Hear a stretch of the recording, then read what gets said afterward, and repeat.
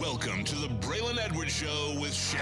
Touchdown, Braylon Edwards. Braylon Edwards, touchdown, Michigan. Passing pattern to Edwards, touchdown, Michigan. Where we bring you the best in sports, entertainment, and insight. Join us every weekday from 2 to 4 p.m. as we break down the latest games, analyze the biggest plays, and dive into the hottest topics in sports. We'll have exclusive interviews with your favorite athletes and guests, and you'll get a front row seat to all the action. So tune in to the Braylon Edwards Show with Shep. Got one-on-one going end zone. Edwards in the air.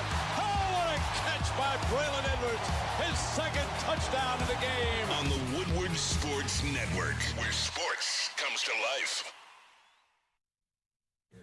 So we're trying to set up my headphones, if you will. What's the word, man? How y'all feeling? It's the Braylon Edwards Show right here on Woodward Sports 2.0. Feeling good. I know last night wasn't necessarily the result that we wanted for the Detroit Pistons. We'll get into that a little bit later. But first, I want to say what's good to my co-host, Anson. Well, Anson, how you feeling over there, man? I'm feeling all right. You know, I would have rather been wrong last night, but there's a You're the only one ever right. The silver lining. Yeah. I knew it was coming, man. I mean, I told you guys, the last thing I asked y'all yesterday, how many years of watching the NBA until you stop falling for the 2-0 home court lead? It is what it is, man. They got their big three. A lot of series left. We'll get some 3-game series. 3-game series, which Detroit does return home tomorrow in the Battle of I-75. We'll get into more of that a little bit later. Shout out to my right hand in the building, Kool-Aid. What's the word, man? Hey, what up, though, man? I wish I could be wearing some victory shades today, but instead it is shades of pain. Goodness gracious, but I think they're going to bounce back in Game 5. Let's rock. I'm good.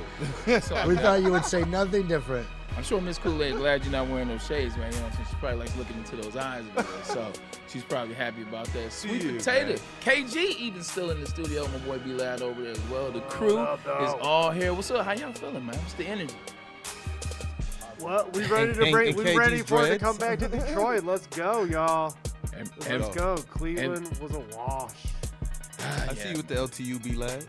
Had to rep the school today. Right. Not everybody had a bad time in Cleveland, man. Shout out to the University of Michigan. Cares the We got us hooping. He found himself a little bit. I don't know if it's because he's familiar with the rims, doing 2 stints with the Cleveland Cavaliers, or just it was his night. But he played very aggressive. Did you get any Michigan saving the Pistons text like Sean Baligian did? Man, you know I sent something. I sent something to chat like, look at Michigan saving the Pistons, and then it wasn't enough. It wasn't enough because the other other Michigan guy on the team definitely wasn't. Johnny Mustards came by to improve our mood today. They did. Got some sandwiches. I feel like I'm pissed. Like now I'm on this health kick. Now I'm on this fast kick. Now you got all the good drinks that we're sponsored by, whether it's Founders or whether it's the Water Hazard. Man. We got all the food stops like fridges around here are looking good. What? Johnny Mustard's popped up, man. He's got sandwiches. He's got Coney dogs. Shout out Johnny Larson. I can smell the Coney Island coming through the vents from the store downstairs. Until they are a sponsor, I won't say their names, but you know who they are. I can smell it coming through the vents. And I'm eating salad and lettuce. And Johnny Mustard's got some fire conies as well. They brought some of those by, and they brought this awesome hat here. If you want to pan in on that, the main shot, you guys will see it at some point. You got a little tape over that, some sort of English D there. But we did tell you yesterday that we're going to give you an awesome jersey like we did last week, and it's an Ndamukong Suh. You can see it there in the middle. This hat's fire, though. I don't know if you can really see it, but we're going to hook somebody up at the end of the week, so keep the Super Chats coming in. Smash that like button. You know the deal. Speaking of end of the week and speaking of Lions, I see you have a jersey up there that we'll talk about. That's your deal. It's prior to. I played against this guy. We'll get into that, too. But another guy that was on that particular team or that played with that guy will be in the studio next week. Now, there are a lot of Lions that play with one Mr. Ndamukong Suh. So, and he played 9 years. So, do the math. Do the math on that. Just under 500 guys. So, you take a think who you think it is. Next week, we will have him in studio, and we'll talk more about that. How many Lions played for 9 years and with Ndamukong Suh? I'm just saying. Chat, what do you think? I'm just saying. But before we get into the Pistons, before we get into the show, I saw something that Jamie Foxx, one of the most talented individuals, you know what I'm saying? One of the most talented entertainers and individuals, actors, singers, he can do it all. I mean, he's on what do we call it, the EGOT? When you get the Emmy, the Grammy, the Oscar, and the Tony. Correct. He hasn't gotten the Emmy yet, on that level, though. But he's close to how good he is. 58 years old. He's about to have a baby. About to be a father yet again. How do you feel about that? I love Jamie Foxx. I think it's dope. I mean, hey, he's got a younger wife. You know what I'm saying? He wants to continue the legacy, if you will, especially. I don't think the woman's 58 that's pregnant. Especially after the near-death experience that he had a couple years ago. Correct. So, no problem. Are we sure that it's not his clone? Because I'm sure a clone. If he's a 58-year-old clone, he's probably only like 20 years old. So his First of all, swimmers are good. I'm not sure that he is not a clone, because legitimately the first movie back, the first project back, is they cloned Tyrone. Yeah. Right after and the he stuff came on the back. back of his head is different. It was like he was a little bigger. It was like I don't know if it's Jamie until I see him sing and do jokes, because Jamie's singing and jokes, like, they're unmistakable. So I haven't necessarily figured out. But he's having a baby. At what age is it too old to have a baby? Not for women. You know what? It's your body. You do what you guys want to do. We can't. I know how to play the game. It's your body. You do what you want to do. However old you feel, you're never too old. It's I agree, man. Whatever you want to do. If the doctors tell you, you know what, lady, we can make this happen. That's right. You make it shake. But as a man, what age is too old? Because at what point are you like, all right, I'm not picking the kids up for practice. I'm too old to engage with the social crowds. I'm too old to be going to parent-teacher conference. At what age is too old? Well, I know it's not 56. I don't have a problem with 50. Because my sister's 24 Okay. and my dad is 80.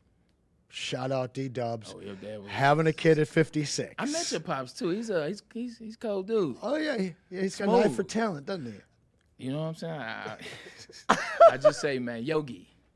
Yeah, shout out D-Dubs, man. Like, And I ain't talking about I always Yogi wanted Bear. a little sister, a little brother, or something, man. I didn't think it was going to come on as late as it did. She graduated from NYU. She's amazing. She's out in New York now. And my dad, listen, I'm blessed. I love you, D-Dubs, but she got 3 times the father. More patient, more steady. That's how it happens. You know, she went to Cranbrook, well, not down the street anymore, but he drove her every single damn morning. Every year. And he also did the same thing to Oxford, where she went to Kingsbury. He drove her every single day to and from school. I was on the bus. So what age is this? 56 I thought was the cutoff. This sounds like 58's the cutoff. Okay. Sounds like as long as they swimming, you're good until you in the ground. I mean, now the problem is that you're shortchanging your offspring. The experience. Because they might only get 18 years with you. Might only get 25, 35. But I'll tell you what, if I get 2 years, make me alive. That's all I want. That's fair. I was watching Succession, and I bring this over to Cam, Kool-Aid, and B-Lan. I was watching Succession, which is, loosely based on Rupert Murdoch and Fox. He was trying to have a baby before he died, and he was 85. He was out here saying, look, my swimmers are working. That's right. I'm doing all That's right. But then it's like 85, he's about to die. You're literally going to have the baby and then pop. Like, Kool-Aid, come on. What are you thinking? At what age? Oh, Kool-Aid's going to have 10 more still. You already know, man. but Come Kool-Aid- on. I'm one away from the starting Kool-Aid's 5. still, Yeah, you are. He needs a bench. Kool-Aid's still in his 30s, though. Yeah. He's still in his 30s. Jamie has him by 20 plus. He got more coming. At Brad. what age? And the chat. Welcome to the chat. I always Yes, forget to please. get you guys involved. 50 sounds crazy. It does. Until you're 50 and all the kids are gone, you're like, it's all for quiet around here, girl. Let's get at it. But now it's time to travel. Like, now it's trying to go abroad. Like, legitimately, once you hit 60. That's fair. Once you hit, let's just say 60. Once you hit 60, it's a good age. Kids are Still probably not going out. on a Kids cruise. are probably going. No, hell No, no. that's RV years, bro. That's RV years. Man, that hantavirus is getting out of control because it now has made its way into Europe as well as the States. We'll talk about that at the end of the show. We don't need to start with that one. No. Let's stay here. Let's stay here. But chat, what age is too old? Once you get 60, like once you're done with high school, parent-teacher conferences, the teenage, running around on all the AAU trips and just doing that, spending all that money on the sacrifice, once your kids go to college, like it's time to travel. It is time to go abroad. It's time to see the world. It's time to just kick your feet up. It's time to kick your feet up, smoke a little cannabis, and then watch some PGA. Or in the circumstances of lovely gentlemen like me and Sweet Potato Cam, we're just still trying to get her first. That bachelor life. Hey, okay. Yeah. But you want one, right? Never There mind. we go. All right. I mean, he did show up last With night. the right lady. Well, of course, but you saw him last want that night. circle of life, right? I do. Yeah. So like the cutoff Lion is King you're reference, hoping the okay. cutoff's nowhere near, right? 10 years, baby. Okay. 10 years, which is 55.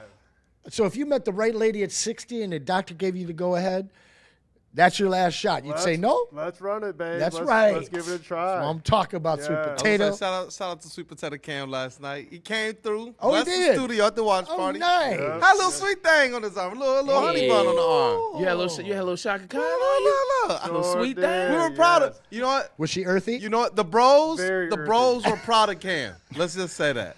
Well, I'm proud of Cam for real, man. He's got that. He could be on BD. Let's just put it that way. Swanging. Hey. Wait, what did you say, Cam? I'm not repeating it, but I heard What it. did you say? Y'all heard it. Can you tie it in a knot? Can you tie it in a bow? I'm just thinking, like, 58. You're looking at 18 years. What is that? 76. You're looking at being college bound. My old man's 80, man. And they still go out and they travel and everything. Now, he's a separate case, but. Do you want the responsibility is what it comes down to. 100%. Yeah. 100%. And if you've already gone through responsibility, I think a lot of people would say no. Okay. Chat, what do you think? At what age is it too old to have a kid? For a man, once again, ladies, whatever you guys want to do, whatever you guys feel. Jennifer Blair said 35 plus. If the body, he said 35 He plus. said too 35 old. plus. He put the cap on it at 35. That's real, because some people have a vision. Like some people like, bet, look, I'm gonna go. And you don't have to go to college. I just throw it out there. That's like just a calendar type thing. But I'm 22. I'm in the business. I'm doing this. I want to be married by 26. I want to get this. Have my first kid by 30, and then have my second kid 31, 32, and I'm done. Now I can chart my. People chart their lives out like that. I know. I actually had a friend I saw on her story turned 30, and it's just this whole covered the whole screen with words just talking about how she failed because she doesn't have kids at 30. It's like, no, you succeeded because you didn't have kids with the wrong person. Patience. It's a whole different world than what we grew up in. You don't have to go to college anymore, and you don't have to be married with kids at 26. Your own pace. It's all right. Yeah. Speaking of pace and patience, last night was almost it was ridiculous. It was brutal to watch. Like before we even talk about that, what are some games that you just like? I gotta turn this off. Like this game is terrible. I know they did flashback. I thought of a couple games because watching last night, especially the first quarter how it popped off, and in the third quarter itself as well. I was like, I can't watch this. Like, what games remind me of that? Ohio State beating up on Michigan in 2018 and 19. Like, they put up 62 on Michigan in 18. I said, oh, that'll never happen again. Well, damn it, they almost did it in 2019. They put up 56. Watching both of those games was just miserable all the way around. Everything you could think, I thought, and I hated, and I was mad and pissed and throwing stuff and cussing and doing all the things. And then he got so pissed off where I was like mellow. I got it off my chest, and they did it again. That one every minute? No. Okay. I tapped in and out, and every time I tapped in, it was an O State touchdown. Did you watch every minute last night? I did. I did, and it was definitely miserable. The other one for me would have been 2021, just starting to do this show. We're trying to buy into what Brad Holmes is with Sheila. She vouched for him. You bring him in, Brad Holmes, Dan Campbell, the whole 9 yards. Okay, this is going to be different from the Quinn Tricia. They told me we're biting kneecaps. They told me this was different. And then they lose 44-6 to the Eagles, the Philadelphia Eagles game. That game was abysmal to watch. What are some games where you're just like, I got to turn this ish off? I tapped out last minute with 90 seconds left. That's what I did. I usually make it till the end. While you were talking about that older era, well, the beginning of the Brad and Dan era was the Panthers game, right? When they ran like 300 yards on us. Ooh, that was brutal. In Carolina. Brutal. Yeah. And we were playing well. Like we thought that was going to be us, I know we're all thinking and sharing the same thing. I know the chat's thinking. I got both Washington playoff games on that list. In 91 and then in 24. Ooh, those were absolutely brutal. But I mentioned this last week. 92. Or maybe it was yesterday. Or no, it was last week when we were talking about if I thought this game would go 7. The 05 San Antonio series in the finals, the first 2 games, the Pistons got owned. Yeah. I mean, they tucked them in their pocket to the point where I told you I got to bring 11 friends for free because we couldn't even give the tickets away. Those were brutal. I didn't think it was a series, man. Brutal. 100%. Kool-Aid, what about you, man? What about you? Tapping in some of those memories of those games. Like, what was one of those games, man, you just looked at and you was like, man, I can't watch this, man. Turn this boy off. Look, the energy was high. Woodward Sports was doing this thing all across the city, all right? And I was out there at Eastern Market. Shout out. Hosting, remember Ryan Lentz and Noah Walbrecht and a couple others were helping me out there get the content. And goodness gracious, we were playing the Seattle Seahawks, and we decided to bring out blue face masks. That game, oh my word, dog. That was one that you have to watch the whole thing, but you're sitting here like, turn it off. And as soon as you saw all of their players going crazy, I'm like, I'm not watching this. I forget who it was from Detroit that plays for the Seahawks. He went and grabbed a mask, put it on, and went live in the locker room. I was so there's more to that. I was pissed. Think about the 1,000 Metro Detroiters who had spent at least $500 to $5,000 printing those masks and realizing they were trash after those 60 minutes. Bro, you don't understand. The whole day was crazy. Like, we were interviewing people from overseas. There were groups of people was high, overseas. bro. They had the blue face mask. Soon as the game, we were like, oh, that was off of beating KC on what, Monday night? I think it was. It was or the first game of the year, Thursday night, 21-14. It was a deflation. Right? Because we were all still trying to figure out who is our Detroit Lions team, and that one was we were in the studio. I remember Lucas melting down. Shout out Lucas, bro. Speaking of Ohio. Goodness, man. It's a great one. Speaking of Ohio on that one, shout out to Lucas. That was a meltdown. Speaking of Ohio. Oh, and another one just personally for Pistons. The blue man. Desmond Bane's 50-piece. I was in the arena and you can't leave. You just sitting like, dog. I'm a beat reporter. I can't leave. So you sitting there, they're like, you're going to be in a press conference right at halftime. I'm like, I guess so. Is there going to be one? That was the worst because they had nobody else playing. We thought the Pistons are finally going to get a dub. Nope. Desmond Bane went out there with all 2 feet of his arms and absolutely dropped a 50-piece on the Detroit Pistons. It was terrible. I took the third quarter off. I got to admit. Definitely did. You guys got some over there? Yes. Why does Misery love company so much? This is the last thing that we should be sharing, but I'm excited to hear yours. Tell me. Yeah, I'll tell you what. I'm going to just not pick one game, but I'm going to pick the entire series back in 2012 when the Tigers faced the San Francisco Giants. When Joaquin Benoit gave up that double in the left field corner. I turned my dad and my dad were watching the game, turned it off immediately after that because we knew it was over. I believe that was the last game of the series, too, after we got swept, and I was just miserable. I was a youngin', too, at the time, 2012. So that just shows you how much that impacted me back in the day because I was like, man, it's over. It's literally over. And then we literally weren't even good after that. It was 2 years after that we were good, and then after that, flatlined. That Giants series was an interesting one. I was playing for the Seattle Seahawks at the time, so I'm playing for the Seahawks. And guess what? We came in town during the World Series, and we're playing the Giants to play the Detroit Lions. So I'm excited. I think I'm going to go to the game.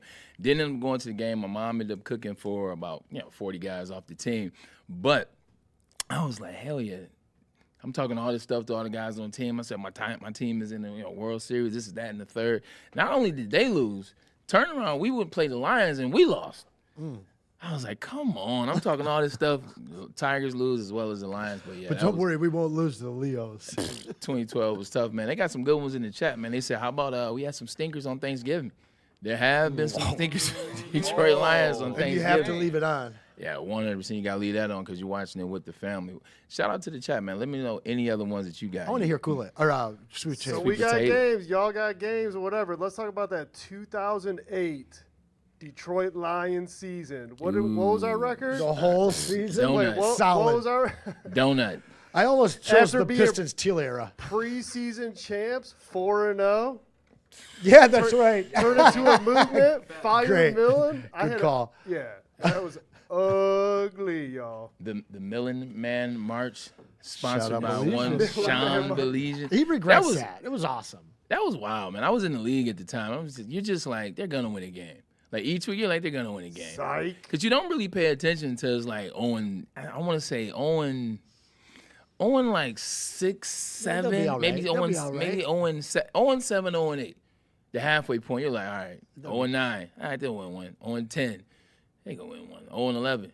I don't know if they're going to win one. 0-12. Official Lions watch. I don't think they're going to win. 0-13. They're not going to win one. Yeah. 14. They're not going to win one. And obviously they go 1-16. That final home game that year was raucous, man. We had that place packed, but didn't matter.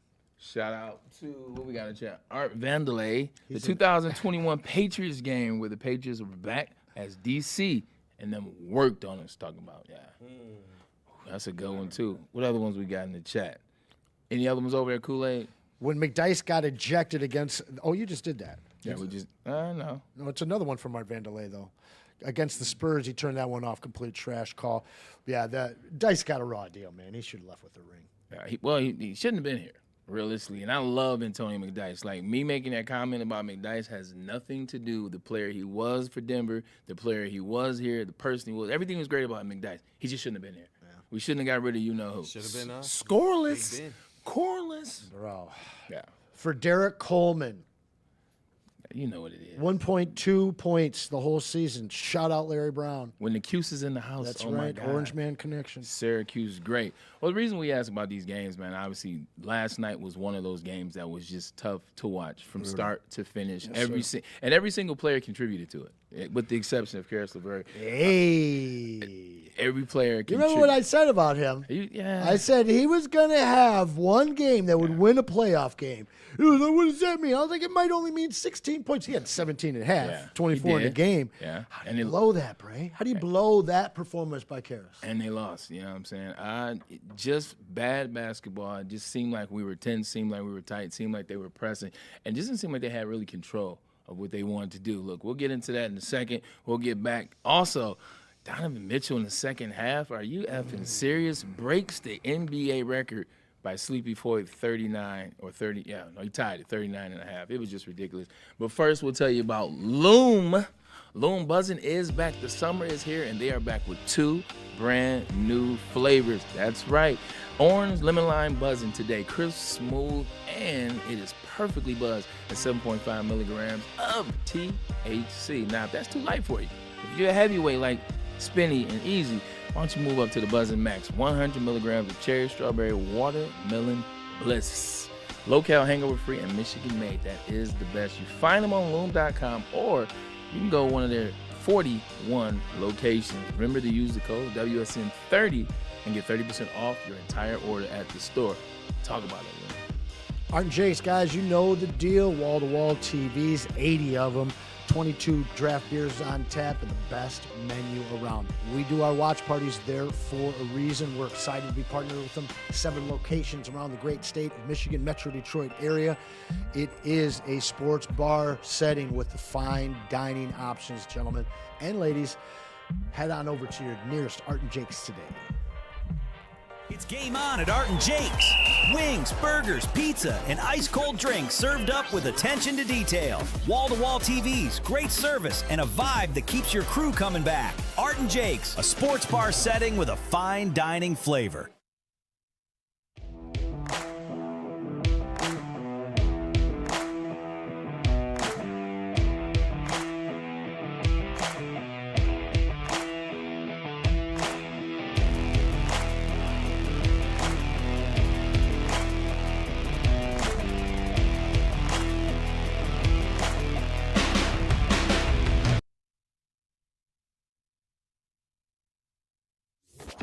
Injuries, big news. Twice a week, Dr. Jeff Pierce from Michigan Sports and Spine joins Woodward Sports Network for the Injury Insider Report. Big D Energy Tuesdays at noon. Braylon Edwards and Shaq Thursdays at 3:30. Get expert analysis and in-depth breakdowns on the latest sports injuries from the man trusted by top athletes in the community, like D-Mac. Whether it's the Lions, Pistons, Tigers, or Red Wings, Dr. Pierce talks us through it all. Don't miss the Injury Insider Report with Dr. Jeff Pierce, your go-to source for understanding the impact of injuries on the games and players we love. Only on Woodward Sports Network. Scan the QR code on the screen or go to MichiganSportsandSpine.com to see if Dr. Jeff Pierce can help you.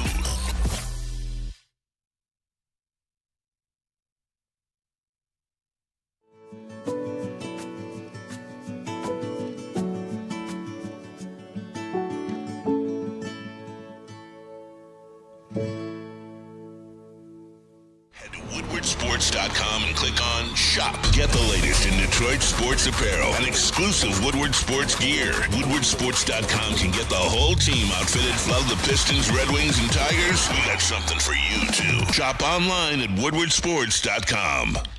Don't miss all the Detroit Pistons coverage on Woodward Pistons on YouTube. Head over and subscribe now for in-depth Pistons coverage, player interviews, round roundtables, and live watch parties. The bad boys of Detroit media are here. Woodward Sports. You smell that? That's Brad Holmes cooking. And the off-season smells good. Woodward Sports.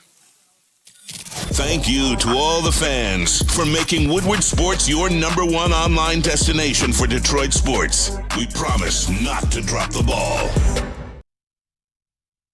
Yo, what time is it? I was going to say something crazy like game time. My apologies, but every time I hear that, it takes me back to when I was playing in the league. Here we go. Planet Fitness, where your fitness is essential. Over 2,700 gyms around the country. That's a lot of damn gyms. That's because Planet Fitness does it right. They want you to come in. It's home of the judgment-free zone, and they really want to get you going. It doesn't matter if you're starting your journey, continuing your journey, or taking that journey to the next level like your boy Be Easy. Come to the gym. You are more than welcome. The gym is super clean, trainers on staff. It's just a fun place, man, to get in and get that vibe. Go to Planet Fitness because they understand that your fitness is essential. All-day IPA from Founders Brewery here in Michigan. All-day IPA from Founders, 15 years. They're celebrating their anniversary right now, guys, and it absolutely defines the IPA category. Citrusy, crisp, and refreshing, and that 4.7% alcohol. It's going to last you throughout the day. Next time you're watching a game, making an all-day IPA from Founders, and please, guys, drink responsibly. Well, if the Pistons have any more games like last night, then you're going to have to go through a whole case of that all-day IPA because it just was not good enough from the Detroit Pistons. And they even managed to break Tobias Harris' streak of 8 games in a row with 20 last night, snapping that streak, only having 16. Close. Yeah, close but no cigar. And that's what the Pistons. No cigars last night. And that's what the Pistons were in the last 2 games. Close but no cigar. They came back on the heels in game 3, and they didn't have enough at the end. They came back early in the game yesterday, but that game was pretty much dominated and owned by the Cleveland Cavs. What did you see in that game? Because it was tough to watch. I mean, there were turnovers. There just didn't seem like any flow. It seemed like every player just was in their own head. It seemed like they were lost a little bit. Obviously, none more than Jalen Duren in terms of on the court. Not necessarily had his best in the playoffs, but there were times where you see he finds rebounds in games 1 and 2. He finds rebounds in game 7. There was nothing that he found in game 4 for the Pistons. What'd you see last night? I mean, Jalen Duren hasn't been found since the regular season. Yeah. Let's be honest, all right? Not on the offensive side, but at least, 15 rebounds here, 14 rebounds here, but only 3 times this postseason has he had double-digit rebounds. Yesterday, you guys asked me my key to the game. I said more Paul Reed, right? In a third of the amount of time in game 3, he replicated Duren's numbers. In half the time yesterday, he doubled Duren's numbers. 6 minutes into the game, I hit the 2.0 chat. I hit everybody. I was like, can we effing bench Duren yet? Now, what I saw was the Pistons win 3 quarters last night. What I saw was JB dial up Karis LeVert early, and it was working. And instead of, it wasn't Danis hitting shots, it was LeVert, and he went with them, and it was great, man. It was great, great. Now, what I also saw was Asar Thompson maybe have his worst game, certainly of the season, maybe even as a pro. And despite Duren making probably even worse gaffes, Duren gets second shot after 4th shot after 10th shot from J.B. Bickerstaff. J.B. Bickerstaff has a real issue with Asar Thompson when he makes boneheaded mistakes. Saw him Kool-Aid for about the first 2 minutes of the third quarter? And then a guy who was held to 4 points in the first half had 39, while the best perimeter defender in the NBA is getting punished on the bench for some really boneheaded offensive mistakes. Listen, he's not out there for his offense. You got to take the mistakes. But when you sit him on the bench and you watch Donovan Mitchell absolutely own your team for 1 quarter of a game that you won 3 quarters out of, none of those adjustments by JB to start that game mean anything if you can't adjust in the second half. Why are you bringing Duren back in the middle of the fourth quarter when Paul Reed is absolutely carrying your energy and your paint presence back to the point where you're in the game?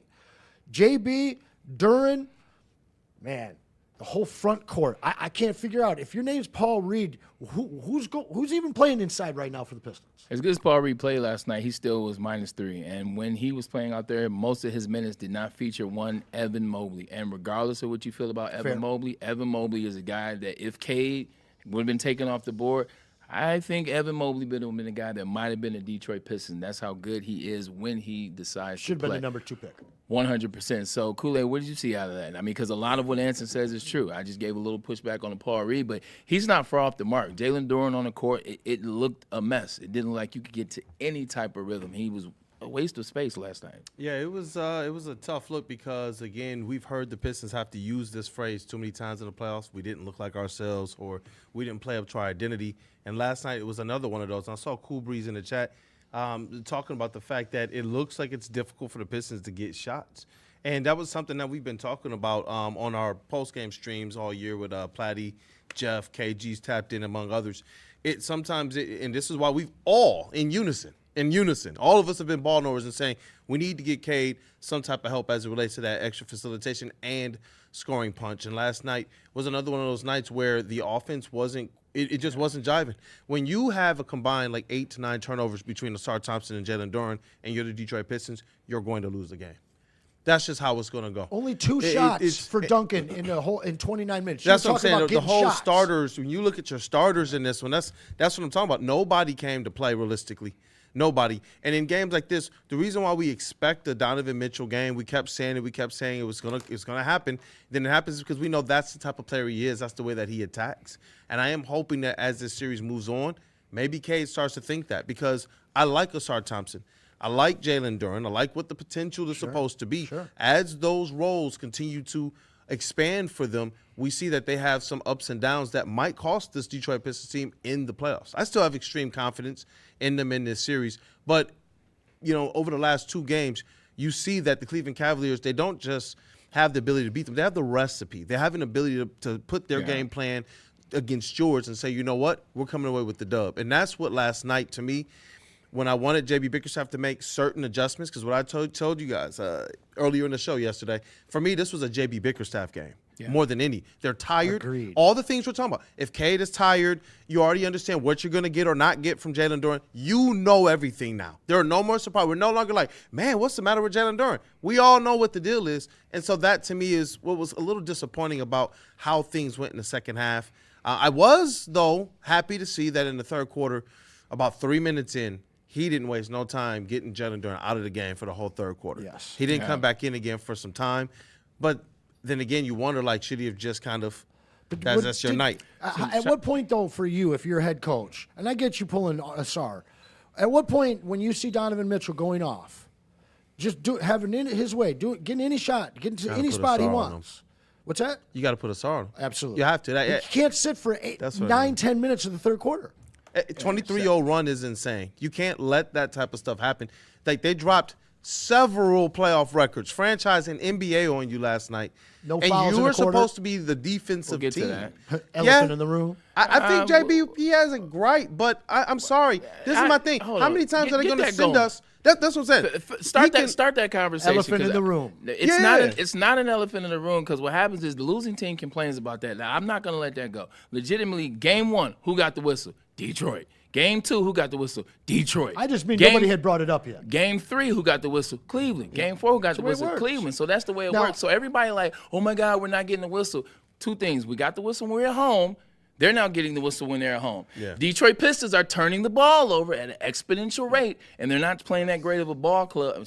They're not playing that good of a ball game together in cohesion. So don't make it about the refs when your team is out there playing terrible basketball. Yeah. So, I rarely go to the refs. Yeah, I mean, this is fair. Since the Boston Garden is taken down, you don't hear me talk about the refs outside of Game 7 and 05 in San Antonio.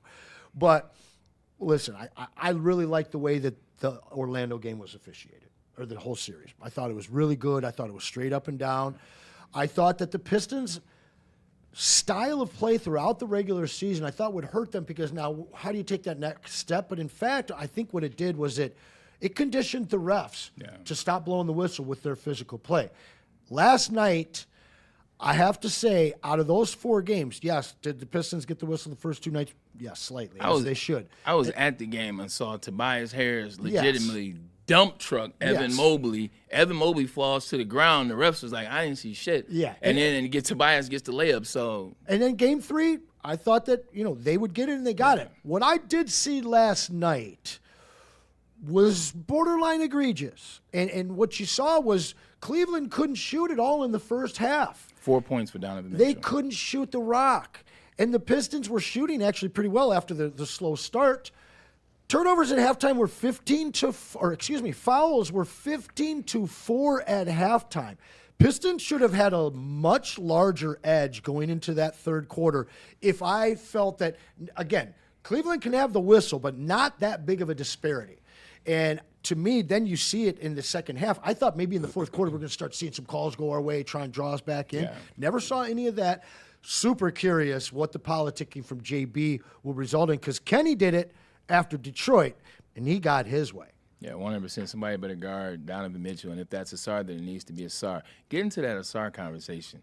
Yes, I remember playing basketball, when I was in high school. I remember playing in college. I remember playing when I was in the league, pickup games. Like, my game, can I dribble? Absolutely not. Like, I know how to – I can dribble, but you can but dunk. I'm not crossing anybody over. I'm not taking you off the dribble, putting it between my legs, hezzy, tween. I'm not doing that. I can jump out the gym. I will get the defense. I will get the steals. I will get the rebounds. I know how to play my role. You got a little spin move? Yeah, a little bit. Right. I got a spin move. I don't have the cross, but I got to show something, just like in the NFL. So just you're like Ron being a Holland. right? You're Ron 100%. Holland. So, but I knew that football was my lane. I knew that football, track, baseball would be my lane, not basketball, until I met Asar Thompson. Like Asar Thompson, like watching his game, that's my game. Like, legitimately, when I get stuck at the top of the key, if I don't want to shoot the shot, I'm like, somebody come bail me out. Like, legitimately watching Asar Thompson looks like he's waiting for a bailout. And look, we love the defense. We love that angle. I told you, I think he's the most gifted athlete, he and his brother, that are playing in professional sports today. Agreed. I really do.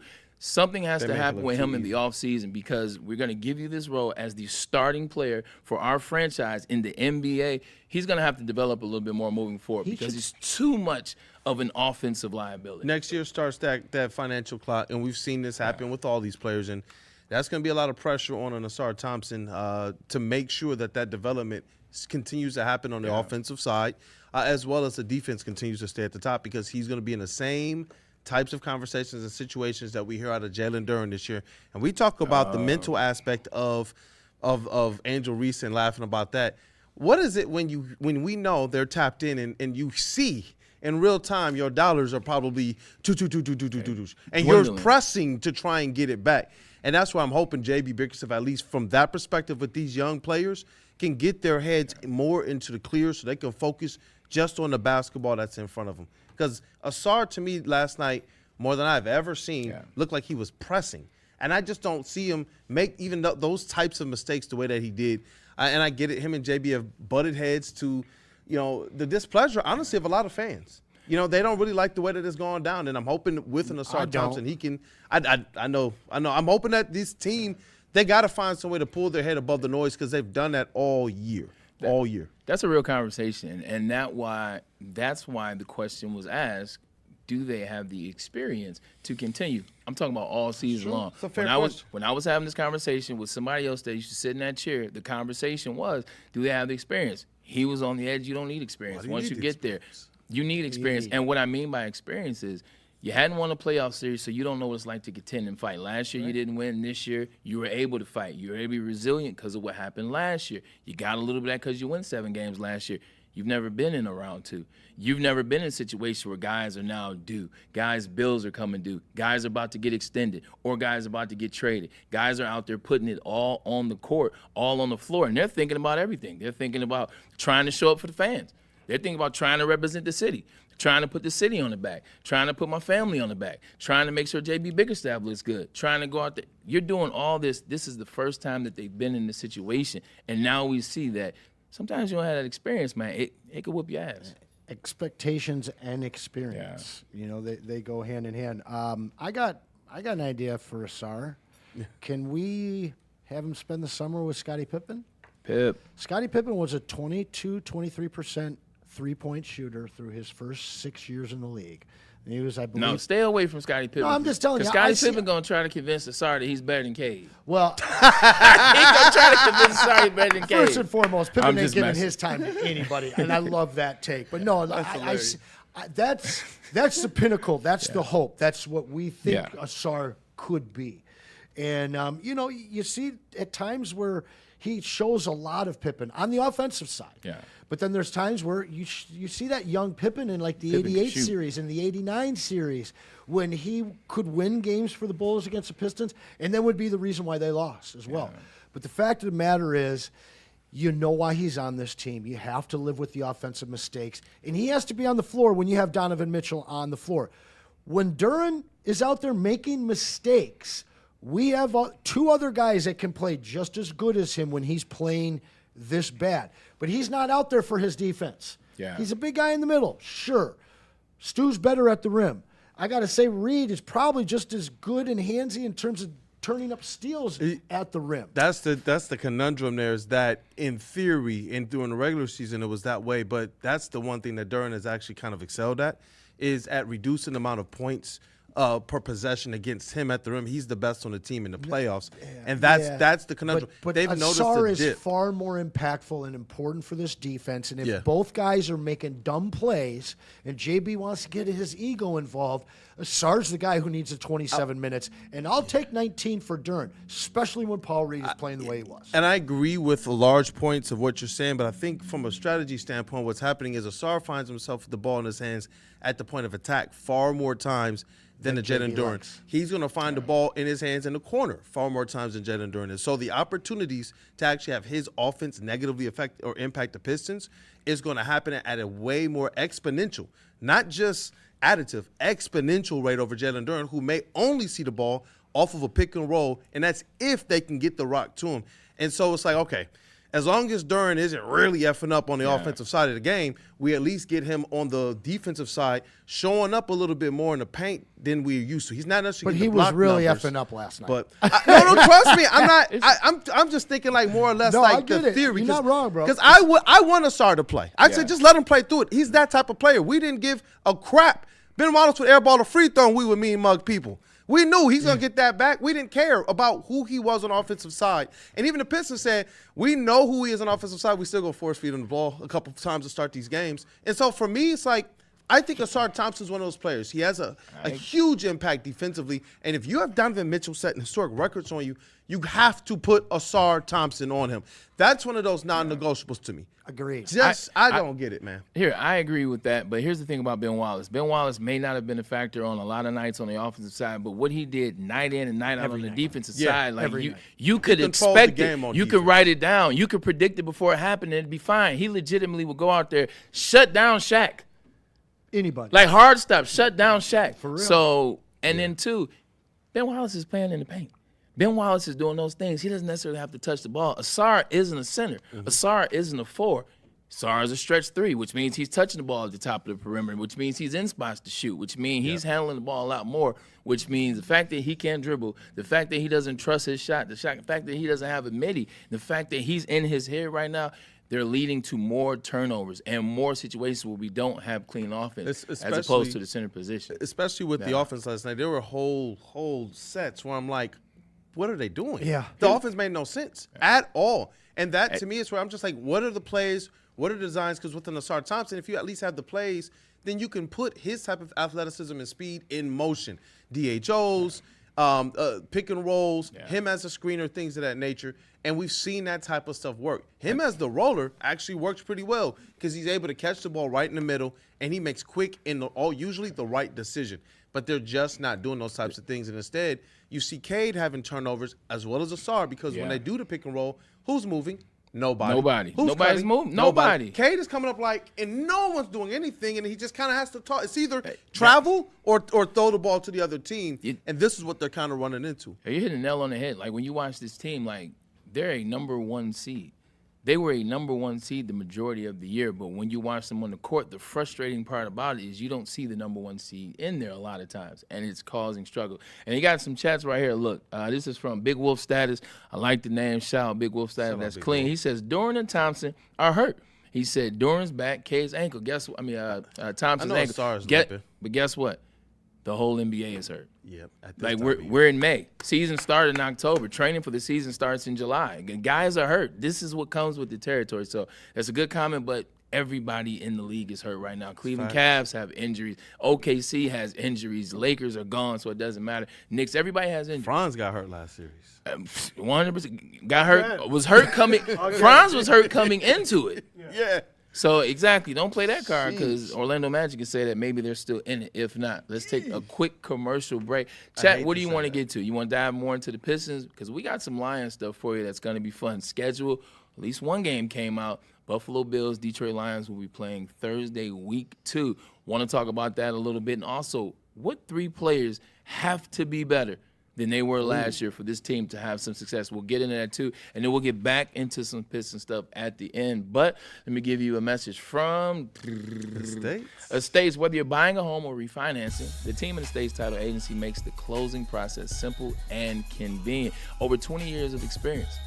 2003, they got into this game. They have over 20 years of experience. So the expertise, it's going to play in your favor. Combine that with Naveed's expertise, you can guide any title or escrow transaction to that smooth landing that you want. And also, here's the last thing. They know you're busy. Everybody's busy. That's why they have late night closings. That's why they have weekend closings. And they'll pull up to you. They will pull up to you to make sure the deal gets done. You talk about convenience. You talk about simplicity. Look no further than Estates Title Agency. Are you melting down over the Pistons' loss last night? Well, fortunately, May is Mental Health Awareness Month, and we've partnered with our friends at Pure Psych. These guys are awesome. Listen, they're all over Michigan, they're in Northern Ohio, and they tailor your therapy sessions, all of it exactly to you. It's not cookie cutter, guys. Anxiety, PTSD, if you just need some counseling, listen, we know talking sports is easy.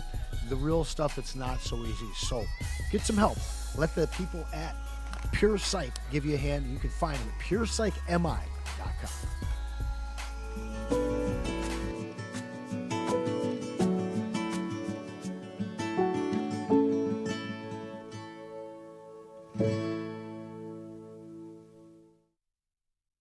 Planet Fitness now has even more best-in-class strength equipment. Join today for $1 down and save. We're stepping it up. We're not slowing down. Finding new faith, new focus. Love that new equipment smell.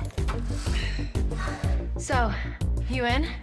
Join the club today. Save when you join for just $1 down, $15 a month. Planet Fitness. We're all strong on this planet. Big injuries, big news. Twice a week, Dr. Jeff Pierce from Michigan Sports and Spine joins Woodward Sports Network for the Injury Insider Report. Big D Energy Tuesdays at noon. Braylon Edwards and Shaq Thursdays at 3:30. Get expert analysis and in-depth breakdowns on the latest sports injuries from the man trusted by top athletes in the community, like D-Mac.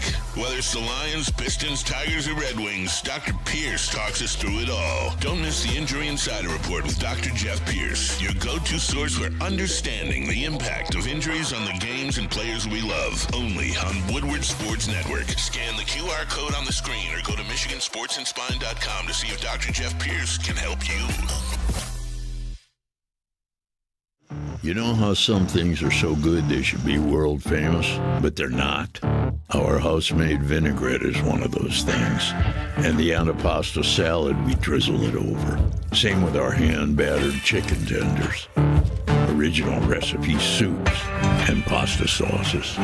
It's almost as if our original, world-famous Detroit-style pizza is mocking them. And that's not very nice.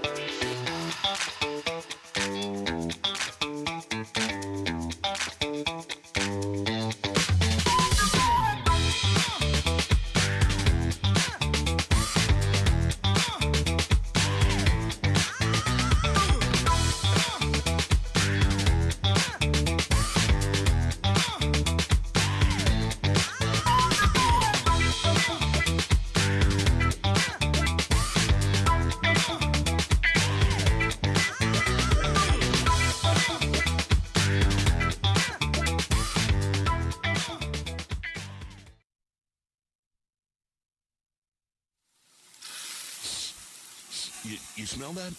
That's Brad Holmes cooking. And the off-season smells good. Woodward Sports.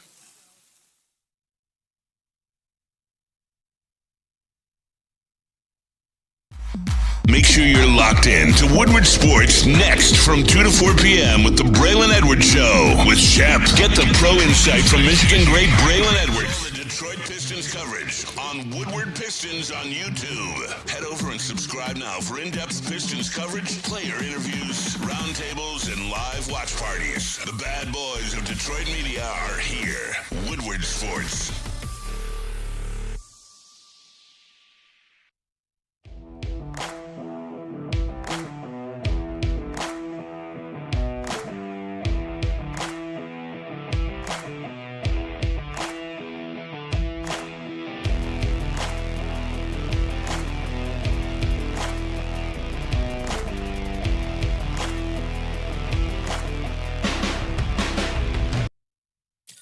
Thank you to all the fans for making Woodward Sports your #1 online destination for Detroit sports. We promise not to drop the ball.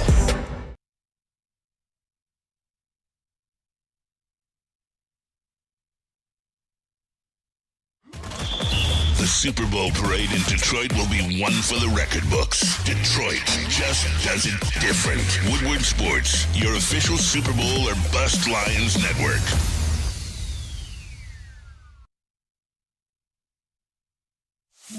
It's bear hunting season, and Dan Campbell is hungry for some kneecaps. If you can just get a hold of them and you start dragging their ass out to the deep, dark abyss, you can drown them. The Kings of the North are back for another year of the brand new Lions. Make sure you're locked in to Detroit's #1 sports network for all the news and info on your Detroit Lions. Woodward Sports, let's go. Hey, you already know, get a jump on this information by scanning that QR code above my head. Why? Because I know you guys are looking to take your relaxation to the next level. You've got to check out Massage Charles in Bloomfield Hills. It is the largest massage chair showroom in the Midwest. They carry top-tier brands like Infinity, Osaki, and others, making it the go-to destination for premium comfort and cutting-edge wellness technology. Be sure to visit Dr. Eric Duncan, the Wellness Doc, creator of the #1 YouTube channel for massage chair reviews at The Wellness Doc. Book your visit today at MassageCharles.com or simply scan the QR code on your screen. Massage Charles, your ticket to ultimate recovery and relaxation. And it's mid-afternoon. Put down that gut-rotten energy drink and upgrade your game with Thrive Energy Pouches. This ain't your daddy's dip. It's tobacco-free, nicotine-free, mental powerhouse. Packing all natural energy. No jitters, no sugar crush, zero bloating. Thrive can be found at dipstop.com. Remember to use that promo code WSN for 15% off your entire order. Found exclusively at all Market Fresh and Market Square locations. Thrive Clean Energy. They flippin' work, y'all. And we back. Definitely got that clean energy, man. Shout out to Thrive. Got a chance to meet those dudes and ladies. Good people. It was an opening day. We got a chance to spend some time together, man. It was a lot of fun. The guys were running around on that Thrive, man. I think everybody enjoyed themselves. Yeah. Down there, man. Great talk about the Pistons. We'll get back into them in a little bit. I know it's tired of beating the dead horse. You understand what you're getting out of the Pistons. You understand we were wrong last night, so we'll come back to that. Let's get into this super chat, and then we'll get into this team right here. Yeah, speaking of meeting Thrive the other day, today we got a chance to meet the guys from Johnny Mustard's right down the street here in Royal Oak. They're starting a partnership with us, and they dropped this awesome hat off with us. Got a little tape of that and old English man. I was getting there. Yeah, the food's fire. Absolutely. And they got chili dogs, man. We saved one for Kool-Aid, and he's excited about it. But got an Ndamukong Suh here. Awesome, authentic jersey. We're going to do the same deal for you this week that we did last week. Already got some super chats in, so keep them going. And make sure you show up Friday because we are going to be spinning that thing and sending both of these items to somebody at home. Listen, Will.i.am tapping in first, $5. I believe the Lions ceiling will be 14-3. And a floor of 11-6. And we are about to kick some Lions talk off, so perfect timing with this. They need to get double-digit wins with this schedule. Who will be an X factor on defense and offense? Probably should have saved that one for last, even though it came in first, because we're going to be segueing right into that. Charles Bosnack, $2. Yeah. When's too old to stop changing the world. And that's it, man. That's it. You could be 72 and have a kid that you're only around for 4 years, and Bray, they could change the world. You won't be a part of it, though. And it's your blood. Yeah, but you cast this huge shadow. Now your kid's 4. He has no father, and he's got to grow But he up hearing changes the about. world. But he's got to hear about who you were. Like, what if it goes the opposite way? But you want to be alive, though, right? You said what? But you still want to be alive. I'll be dead. So what are we? No, I'm talking about the kid. He's alive. Yeah, he is. Shout out Charles Bosnack. sad. Jaco 8 Craig, $5 super chat to tell us something we already know is the truth. One of the best nicknames ever, Sweet Potato Cam. Facts. Will I Am tapping in again with another $10 or $5 here. Breaking news: all Lions rookies have signed contracts. Another thing we'll dive into here. Yes, sir. Legend in the chat, Dante151, 2010. I think this is a brutal game he recalls. November 25th, Lions-Patriots. It was tied after 3 quarters, and then the Lions gave up 21 points in the 4th quarter, and the Lions had 0. I remember that one. That was brutal. That was Thanksgiving, in fact. She loves me on payday, 2 straight. First one, $2. I'm going to ask again. When does JB start Reed over Duran? Bro, I'm with you. I'm with you. We're all with you. Maybe it wakes him up. Well, I'll tell you this. I know Paul Reed going to give us better minutes in this series at this point. Second one from She Loves Me. And when does JB start to double or trap Mitchell when he's getting or going scorched earth and cooking your whole team? When Asar's on the bench. How about that? Final one from the Like Police. Shout out Michael Wary. Start Dennis Ova dunk to help run the offense? Double question mark? You should put about 7 more question marks in there because I'm scratching my head on that one. Yeah, that's a little bit interesting. You know, even though I crack jokes about Duncan Robinson all season, and you can't deny what he's been, with the exception of last night, for the Pistons. He's been a constant 3. He's been a constant source of low-key rebounds as well. Yeah, and solid defense. Sneaky rebounder. Yeah, he had not last night. Yeah, no, hell no. He didn't do anything well, but he if wasn't the goes only off, one. He goes off, we win, Bray. You know? When we talked about it before the Orlando Magic series, he was always my X Factor. It's the X Factor is Duncan Robinson. Keep those super chats coming in, guys. Smash that like button. Get them all going, and we'll have them for Friday. Where are you taking us, Bray? Lions schedule. Let's go. So we got one game off the Lions schedule. Week 2, Thursday night, the Detroit Lions play. You've guessed it, the Buffalo Bills and Josh Allen, who wasn't necessarily the best version of himself last time we saw him in the playoffs. Let's just talk about the Lions, talk about the game, and also I'll talk about what 3 players needs to be better. What are we thinking? Early on in the season, you got the Buffalo Bills. We got them early. We didn't get them late. We didn't get them towards the end. We didn't get them in the middle. We got them early in the season where we know they typically struggle. You look at what the Bills are going to be, who they added. They added DJ Moore. They added Bradley Chubb.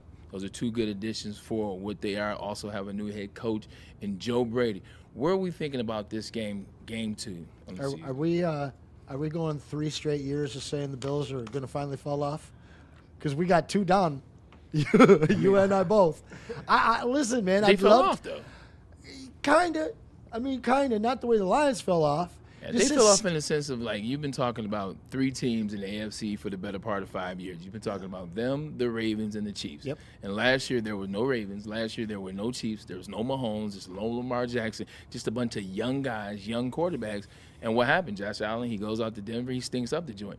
So, for me, he fell off last year in that sense. Regular season juggernauts, though. Yeah. And honestly, I love what I think the Lions' defense will look like come December, January, and hopefully February.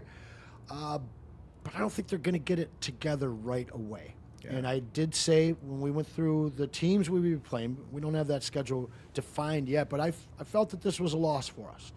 I think that, you know, having a new guy that's supposed to soak up 70 to 80% of your snaps on the edge opposite of Hutch, it's going to have a learning curve.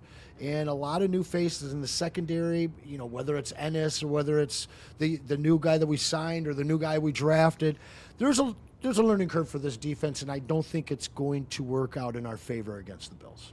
Yeah, I'm going to give B-Lad. You say you don't think it's going to work out in our favor. Not in ours. I may be on the opposite side of that, but B-Lad, I'll let you give your assessment of what you think of this early game. I'm excited, though, for this to be a game Thursday night. Get the Lions, maybe get some new uniforms, maybe get something swaggy. Looking at it, be on the road. It'll be in Buffalo. It's always good to get a big win early on in the year. And if you don't believe me, 2023, Game 1, Detroit Lions, they go on the road, Arrowhead. They beat the reigning defending champs, and that kind of jump-started the energy for that 23 season. No doubt about it. Yeah, I'm incredibly stoked for this game, not only just because of the matchup, but we got them early, guys. Yeah. Like, usually, you know how the Lions are late in the season when it comes to injuries and obviously fighting for that either wild card spot or even to win the division the past couple years. The fact that we get to play the Bills this early is huge because both teams are going to be at full strength for the most part. Obviously, the Lions still have some lingering injuries here and there, especially in the secondary and in the safety room. But this game isn't going to depend your season. Like this game is going to show you who you really are. Because honestly, this is one of your more tougher matchups up on the schedule so far for the most part. And it's in Highmark Stadium, which, you know, is besides the fact that that's going to be incredibly lit. Like, I'm very excited to see that, no doubt about it. But the fact of the matter is it's not late in the year. You're not going to be banged up. Yeah. You're going to have Goff at full strength. And these two teams are similar. Two teams that, you know, buzz around them that is their Super Bowl window close or closing like at a consistent rate, which, you know, we've heard talks about the Bills' Super Bowl window closing. Same with the Lions. So this team, not only for the Detroit Lions, but for the Buffalo Bills, is huge in that aspect. It's really going to depend on – I really think it's going to depend on who gets the ball first. Shout out South African Satawa, back countryside. Satawa in the building. That's right. We got him back finally. Shout out Jay. Yes, sir. You bring up a lot of good points, man. You're playing outside. Like, Buffalo is a terrible stadium to play in the wintertime. Like, I played there on multiple teams in December, and it just sucks. It's cold. Is there a good season at all there? The wind swirls. Like, it's cold. It's cold as hell in the stadium. Like, where it's at, it's a crazy place. So you play them early in the year. You get a chance to get that warm weather, the better weather for Jared Goff and the offense.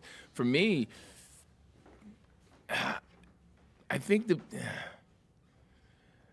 Lions will be better in this game. I think I'm going to take the Lions early. I know what the secondary won't be, but the offense will be better. The offense, the callus, the offensive line, Jared Goff will have some protection up the middle. And then you got your guys back. I think Amon-Ra will have a much better season as it relates to catching the ball. I know Amon-Ra is your guy. I know he's Mr. All-Pro, and he deserves all the flowers. But last year, you know, Amon-Ra, he dropped some passes in some major moments. Like Mr. Clutch had some clutch moments where he wished he could have back. I think you get that. You get Sam Laporta back. You get J-Mo. J-Mo will be another year reverse. And now you got an offensive line that can protect one Jahmyr Gibbs, because whenever he was going to the left last year, he struggled. So I think they'll be a better team, because Brandon Beane, Joe Brady, and the owner of the Buffalo Bills, they're in this triangle of confusion. And I don't know if they know what they're going to be in the beginning of the season. So I like the Lions early. Let me ask you a question then. Yeah. You said it's on the offense's shoulders. How many points does that offense need to score in week 2 to beat Josh Allen and the Bills? 38. Yep. Ooh, okay. Yep. All right. So we're on the same page. 38 to 40, like, realistically, because no matter how bad they are typically, like, they sucked in the beginning. Not sucked. Let me stop saying that. They weren't the best version of themselves early on in the year, but you saw they were able to find 44 points to beat Lamar Jackson and them. So as long as Ray Davis and Frank Gore don't have 8 catches for 160 yards, we should be good. Frank Gore Jr. I was about to say Frank Gore. Frank Gore Jr. He's their fourth stringer, and that's third and fourth, string running backs in Buffalo. They love to eat up the Lions, man. Facts. T.J. Johnson. Speaking of players for the Lions, man, last year, it's a reason when you don't go to the playoffs, you know why. Your players don't play their best ball. Offense and defense, we saw players take steps backwards. We saw players who usually are the best in the business at what they do not necessarily be that. Looking at it that way, be like, what 3 players for you have to be better this year for the Lions to get to the goal that, 1, we want them to get to, and 2, the majority of this chat, including me, believes that they can get to? Who has to be better for you? Yeah, I'm going to start it off with defensive line. I think Tyleik Williams needs to take a major step forward. Out of 215 pass rush attempts, he only recorded 15 pressures. Now, I get it. He was in the shadow of DJ Reader, and when Ali McNeil came back, obviously, he wasn't at the top of the depth chart. But he had a slow get-off time. Like, he was slow. And we need in that run defense. We saw the run defense struggle mighty heavily last year. I know his get-off rate, or his time, I guess you should say, was like sub-4, which is not very good. And we drafted him in the first round. You know, I expected him to come in here, make an incredible impact in the run game, especially early. I mean, obviously, I knew we had Aleem coming back from his injury, and obviously we had DJ Reader. But like I said, first-round pick, you got to come in, you got to help that run defense right away. And that is one thing that we struggled with a lot last year. We saw teams that didn't really run the ball all that well run all over us, and that is one thing that I think we can improve on heavily. And I think Talik Williams, we stepped it up towards the end of the year last year when it came to Minnesota and Chicago, but it was, it was like, too little too late, you know what I mean? So that is one of the players that I think needs to step up big time. And another one, same kind of issue. I hate to break it to you guys, 'cause I love this player so much. Wait a minute. I love him so much, but I don't know how you guys like this one. Aiden Hutchinson needs to step it up. This is one of those trigger points, man. You talk about certain players and certain teams, man. You mentioned Aiden, you mentioned Jared. You got to come with some stats. Correct. What makes you say that about Jared? Excuse me. What makes you say that about Aiden, who finished last year 14.5 sacks? Yep. And if you trust Pro Football Focus, which you shouldn't, 93.5 is how he graded out for the season. What makes you say that about Hutch? Yeah. So stats are like, sacks in general, that's a luxury stat. You have coverage sacks. You have mishaps on the offense that can lead to sacks, right? But we were 26th overall in pass rush win rate. Now you see all the teams at the top of that list are elite on the defense side of the ball. As the faster you can get to the man that controls the game, which is the quarterback, the more success you're going to have on the defensive end. Also helps out your secondary. Now, like I said, as a unit, we were ranked 26th in the NFL.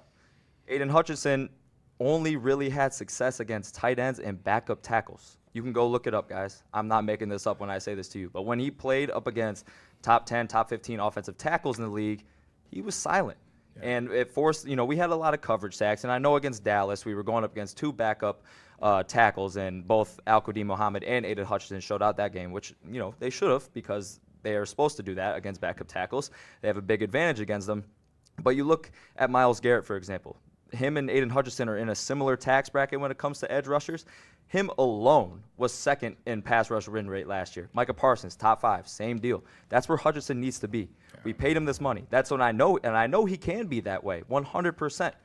And I know, too, and this is giving him the benefit of the doubt, it's easy to scheme against that pass rush when you really only have one guy. 100%. So that's why we hope that Derek Moore can come in and be a threat on the other end. That way it opens up Aiden Hutchinson to do a lot better things.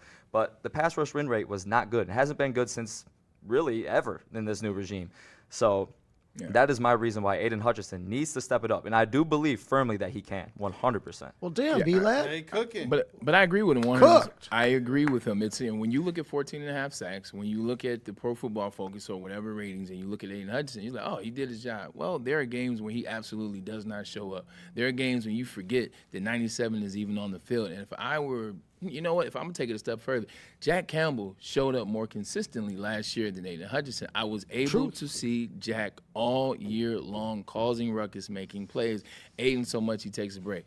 On the flip side, you're absolutely right. As the DBs get better at coverage, as the safeties get healthy, Kirby, Branch, you bring those guys back. And as Aleem McNeil, Talik Williams in the middle, and Derek Moore, as they operate as a unit, you start to get better. But make no mistake, once you put yourself in the tax bracket, like B-Lad said, once you become a player that people are looking at, this is a favorite for MVP, this is number 2 for MVP, those guys don't get those excuses. They can't get the excuses of double team. You can't get the excuses, well, this is that. We don't have anything on the opposite side. When you want to be the guy is the guy. Yep. And that's the step that has to take. Got another one? I do, and that's kind of a no-brainer here, but Terrion Arnold, man. Oh, there he is. I love Terrion Arnold.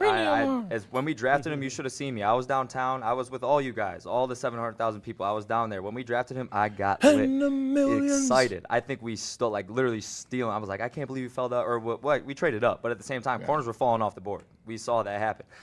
We ran at the beginning of the season last year and a little bit in 24. We ran a lot of cat coverage, a lot of cover 1. We ran a lot of cover 2 man, and that is kind of the success. You hope that you can rush 4 and drop back 7. But when we ran those man defenses behind our rush, he was a liability. And before he got hurt, there were some plays where I'm like, this guy doesn't even know where he's at on the field. And I know he can do better. We've seen it at Alabama that he was a really good man corner. He's long, he's lengthy, he's physical. That's what you need in a corner, especially in today's league, especially how stacked, and I'll touch on it again, how stacked our conference is when it comes to receivers.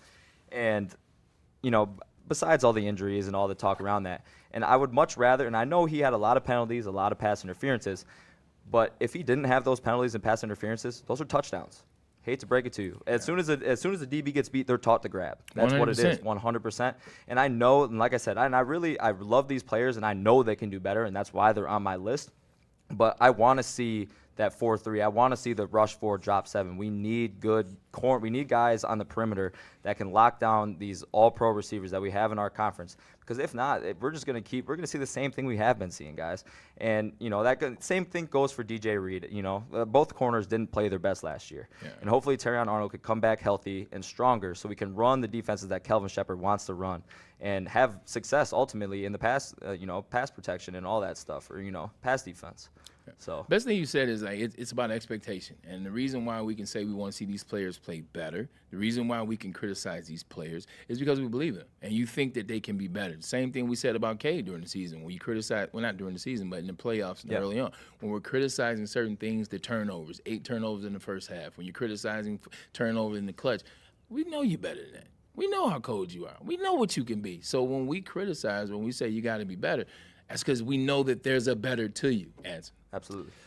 Well, I got some 3 that I don't believe is on anybody's list. Okay. First one, we don't have as an easy of a time looking back because he wasn't with us last year. And I'm talking about Cade Mays. This is a guy that was that ranked 24 out of 40. That's and a again, good one. PFF. I like it, though. But it's slightly below the mean in terms of centers. 40 qualified, he was number 24. I want to see that around 12 to 15. Okay. And he was with Carolina. I don't think that they had a great offensive line by any means.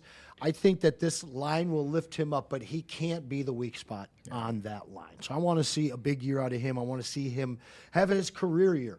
I believe this would only be his 5th or 6th year in the league. It's time to have that career year.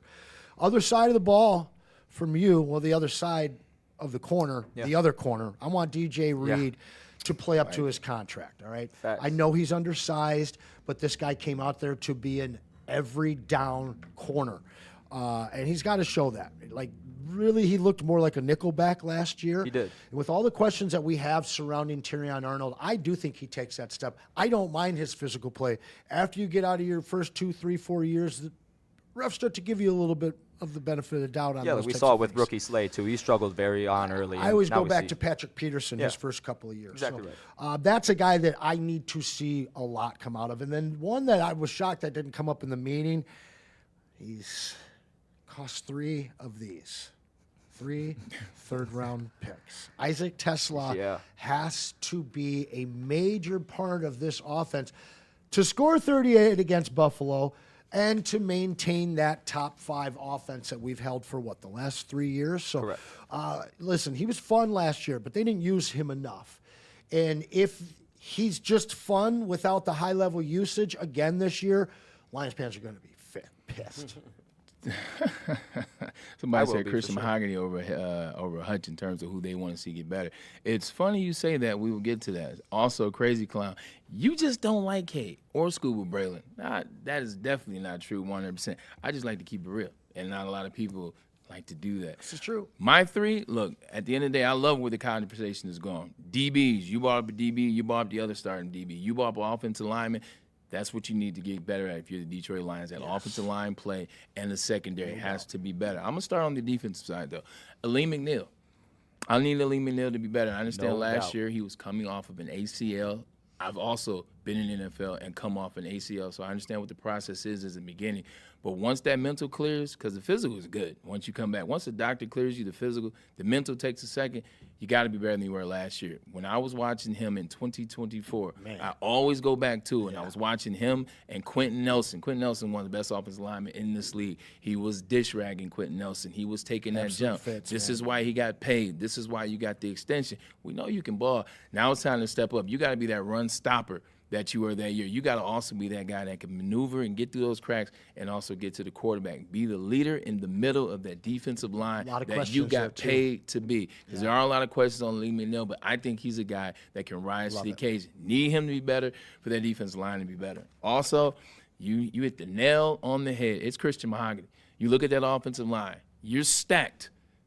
You're stacked. You feel very confident about left, middle, right, and right. You're looking at that left guard, and you're looking at, is he going to be better? Because there are times last year where they could not even go to the left because Christian Mahogany was so much of a liability. And you got a back like Jahmyr Gibbs, and you got a third down back like Isaac Pacheco. You're going to need that left guard to be the best that he can be. We're not even certain that he is the guy. So if he's going to be the guy, I need him to be better this year. I need that offensive line to get better, and I think he's the guy that needs to do the best, and that needs to be much better. Miles or Mahogany, one of them has Miles to Frazier, man that spot. a lot of people keep talking about Miles Frazier. A lot of people think that he'll get that spot. Could be. And if it is him in the spot, I need the left guard position to be better. One of those two guys. I need one of those guys 100%. to be positioned. Right now it's Mahogany, so we'll stick there. Now here's my last one. Now, my last one is interesting. Yeah. Because he's a player that got hurt last year. He's a player that we love. He's a player that we believe has potential to be elite, but he's got to be better. Before Brian Branch popped his Achilles, he was struggling in coverage. He was struggling in flats. He was struggling with things that when he got drafted, that had come up in his draft profile, in his draft bio, his weaknesses, some of those things that we didn't see in 2023, that we didn't see in 2024. It showed up a little bit last year. I need Brian Branch to be a better version of himself. Now, he's coming off injury. He's coming off an Achilles injury, so want to see him ease into it, ease into the flow.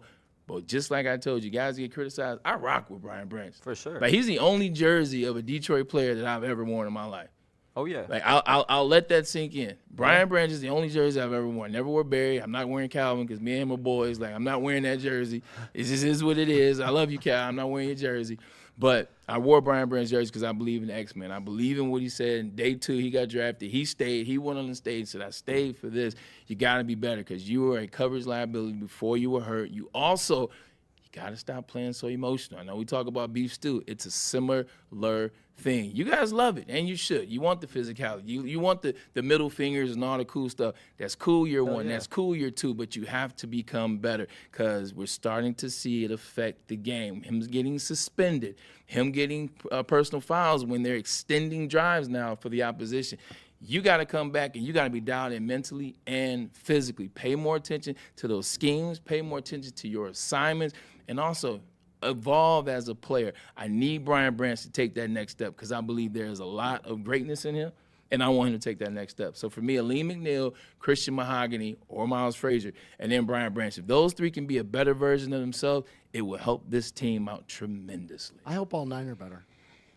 Did you ever swap a jersey, or was that a thing when you were playing? It wasn't a thing, but I did it. I got a box full of jerseys. I framed one. You got a favorite one? Yeah, Champ. Champ.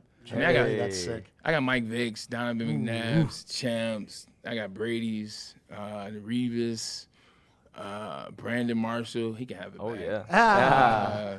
Ocho Cinco for sure. Sick. Shout out.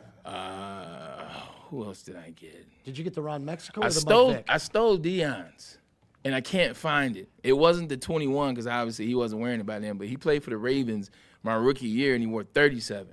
And I got it from him after the game, and I lost it in translation. But I used to do it, like, all the time, but I was sneaky about it. Yeah. Like, I just talked to guys, like, you know, in the warm-ups, hey, look, you know what I'm saying? Like, let me get your jersey after the game. But it was bring it to the locker room. Like, it wasn't, like, on the field where everybody can see the presentation. I'm signing in front of the fans. Like, it's like old school WWF. Like, no, we hate these guys. You can't see The Rock and not The Rock, but you can't see the Iron Sheik and Hulk Hogan hanging out at McDonald's in '85. Like so that's why I did it like on the low. Grady Dick and the kid Black from Orlando. Yeah, trading him and taking a photo. Yeah, that's the LeBron era though. everything goes back to LeBron, who also we need to get into at some point. We're going to. But speaking of jerseys, we got the Ndamukong Suh jersey here. We just got another super chat coming in. Please keep them coming in today. We'll read them. We'd love to hear who your 3 Lions are that you need to see improvement. Super chat that. We'll read it. Did you ever get hit by that guy? I did. He's one of those few players. Sometimes you just playing games where you're like, where is number 9? Yeah. Like Ndamukong Suh is one of those dudes where I'm honest. I was looking for him all the time, especially when you're running shallow crosses. So I ran a shallow cross one time, and he was playing a technique where they allowed him to peel back, and he peeled back after I had gone across. He tripped me, broke the tackle. But then I had to shake the DB and come back towards him. I turned right into him, and the rest is history. But some of these players, whether it's him, whether it's Ray Lewis, whether it's, I guess, for sticking home, Chris Spillman back in the day, well, unless you're running a route, you might have struggled with that in coverage. But Kool-Aid, let me ask you a question. Yes, sir.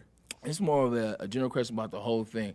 What do the Lions need to be better at just to be the better version of themselves? Because a lot has happened with acquisitions. A lot has happened in the draft. It's looking good for the Lions. They picked up some new coaches. But what do you think they need to be better at to get to the goal? Yeah, for me, as I was listening to the conversation, there were situational things that I was actually writing down that I want to see the Detroit Lions get back to. Some of that is their short yardage game. There was a time where it felt like it was so reliable. We knew when they lined up in 3rd and short, 4th and short, that this team was going to get it. Even if they got stopped on 3rd down and short, we knew 4th down, wheelbarrow Dan, let's rock. For sure. And last year, that just seemed to not be a part of who they were. The other thing, time of possession. There were times where they were able to go out there and reduce the other team to literally a possession or maybe 2 per quarter at most. And it seemed like they got away from that. And so I'm hoping that we see Calvin Shepard be able to scheme up some things on the defensive side to limit the other squad, but that the offense can get back to having those long 8, 9, 10-minute drives. And that, obviously, if you're making hay in the short yardage, you're going to get that. You're going to have that work out for yourself. But one of the other things I was talking about is you're losing Alex Anzalone.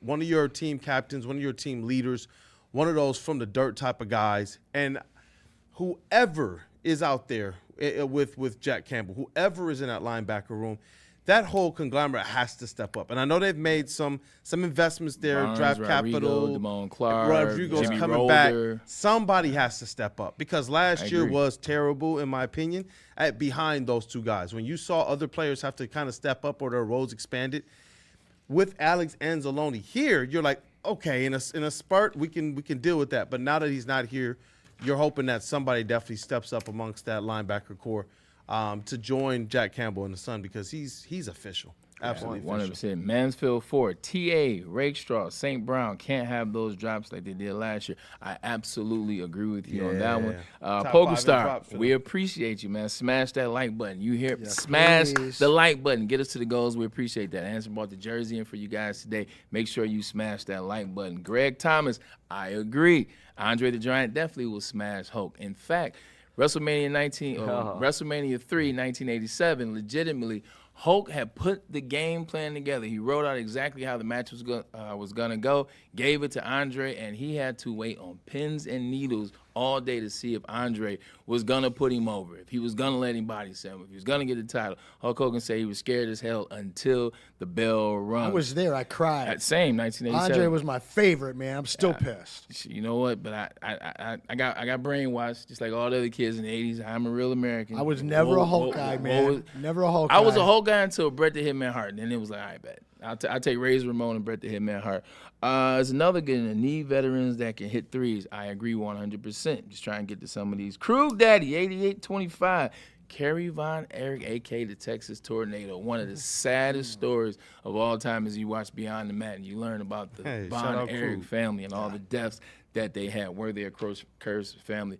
Yeah, but I agree. That goal line, the short goal line, short yardage and goal line, they have to absolutely be better. Because I wanted to know, is it weird for me if I said Jahmyr Gibbs? I want to see him be better in certain situations. Obviously, he improved as it related to receiving the ball last year, but in terms of running the ball, to me, as that guy, you're now stepping into that number one. Obviously, there's going to be, I would assume there's going to be some things you're going to have to get used to, but I'm hoping this year he's right back to what we're used to and getting him more one-on-one against those linebackers. That's another thing, too. Yeah, it's like we were bad on defense in the pass game, especially in the flats. Like there's been so many times where I've seen teams run cycle. It looked like 2021. It did. I almost just called out a play that we ran at LTU for a second, but shot the long tag. Yeah, oh yeah. You see a lot of times where the teams where they fake the run up the middle, and you have a tight end kind of squirt out in the flat, and it's either the quarterback can run it or he's just dumping it right over top the linebacker's head. And Branch, like you mentioned it, and a lot of the linebackers struggled in that aspect to cover that. And I don't know if that was somebody got to step up. I don't know if that was just a Kelvin Shepard thing. If they were not scheming against that correctly. But it also seemed like our players were just so confused, especially during those plays, little stake routes over the middle in the flats. That's just something that I saw too, and I know Branch had a big part to doing that as well, for sure. That's why the offense has to get back to being elite like they were and being so explosive like they were, because when you're legitimately putting teams in a situation where they got to pass majority of the times, like the Lions defense in the last, with the exception of last year, you saw the pass.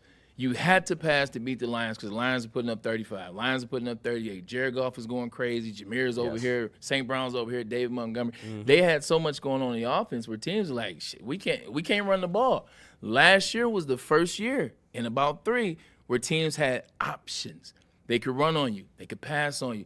They had options because the defense wasn't necessarily the best and because the offense wasn't necessarily scoring like they did last year. Well, I mean, through the air, they could usually find their way. It's just that dominating run game that, to your point earlier, Kool-Aid, time of possession, just control of these matches was it was gone in the second half of the season last year. And that's something that they were always able to do. Whether they were trying to outscore you, you were just trying to catch up. It was the ground game that salted the opponent away. Also, too, like, you look at the stats. Stats can, like B-Lad said, stats can be misleading. When you look at Jared Goff's numbers, when you look at the gaudy stats, like, well, they still were top 5 in offense and blah, blah, blah. How many of those came at the end of games where games were over?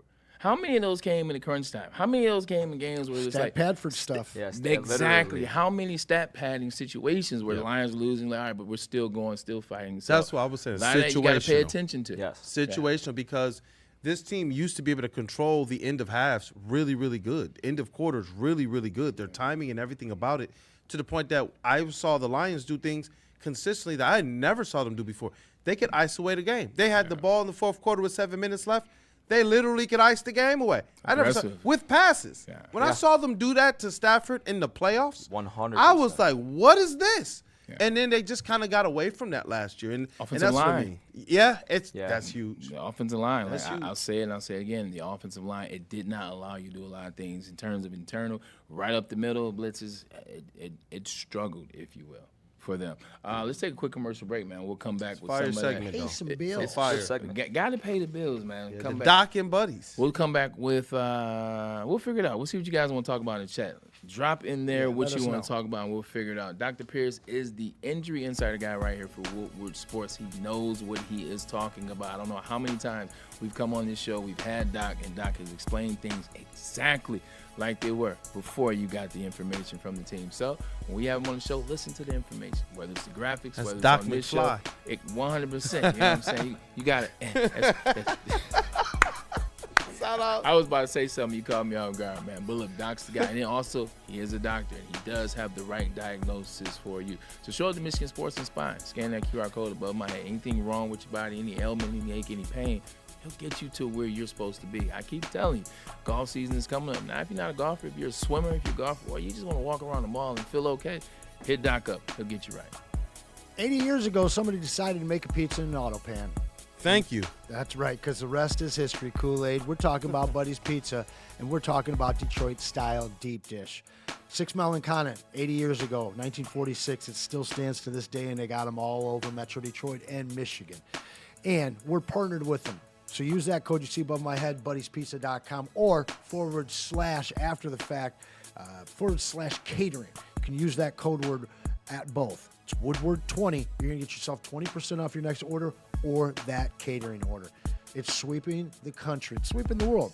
It's Detroit-style deep dish, only from Buddy's Pizza. You know how some things are so good they should be world famous, but they're not? Our house-made vinaigrette is one of those things. And the antipasto salad, we drizzle it over. Same with our hand-battered chicken tenders. Original recipe soups and pasta sauces. It's almost as if our original, world-famous Detroit-style pizza is mocking them. And that's not very nice.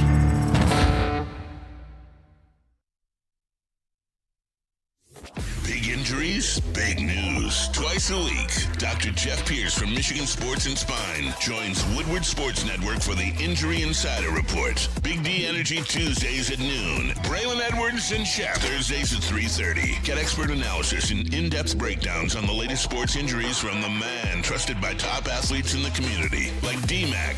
Whether it's the Lions, Pistons, Tigers, or Red Wings, Dr. Pierce talks us through it all. Don't miss the Injury Insider Report with Dr. Jeff Pierce, your go-to source for understanding the impact of injuries on the games and players we love. Only on Woodward Sports Network. Scan the QR code on the screen or go to MichiganSportsandSpine.com to see if Dr. Jeff Pierce can help you. Planet Fitness now has even more best-in-class strength equipment. Join today for $1 down and save. We're stepping it up. We're not slowing down. Finding new faith, new focus. Love that new equipment smell. So, you in? Join the club today. Save when you join for just $1 down, $15 a month. Planet Fitness. We're all strong on this planet.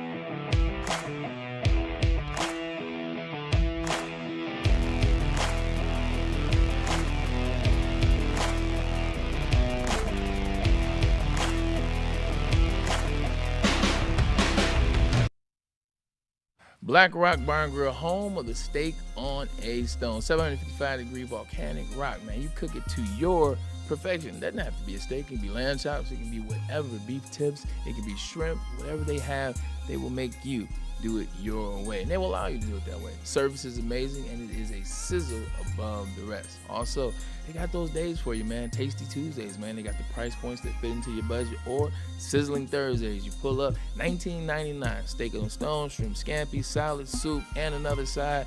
They got the things for you, but the service is where it's at. And also, it's all around the state. Whether you're talking about Heartland, Novi, Ann Arbor, Sault Ste. Marie now, Portage, Utica, they got it. Come down to Black Rock Bar and Grill, where they are a sizzle above the rest. We're so excited to welcome Supreme Lending drinks too. to the Woodward Sports family. You see Chad and Chris there. Listen, refinancing your home or buying a new home it's a major deal. It's one of the biggest decisions of your life. So get started right now. I got their numbers for you today. You can get Chad at 248-379-5214, or you can reach Chris at 720-508-0621. Why is it important to talk to them right now, even if you're not buying a house until next year or refinancing for 6 months?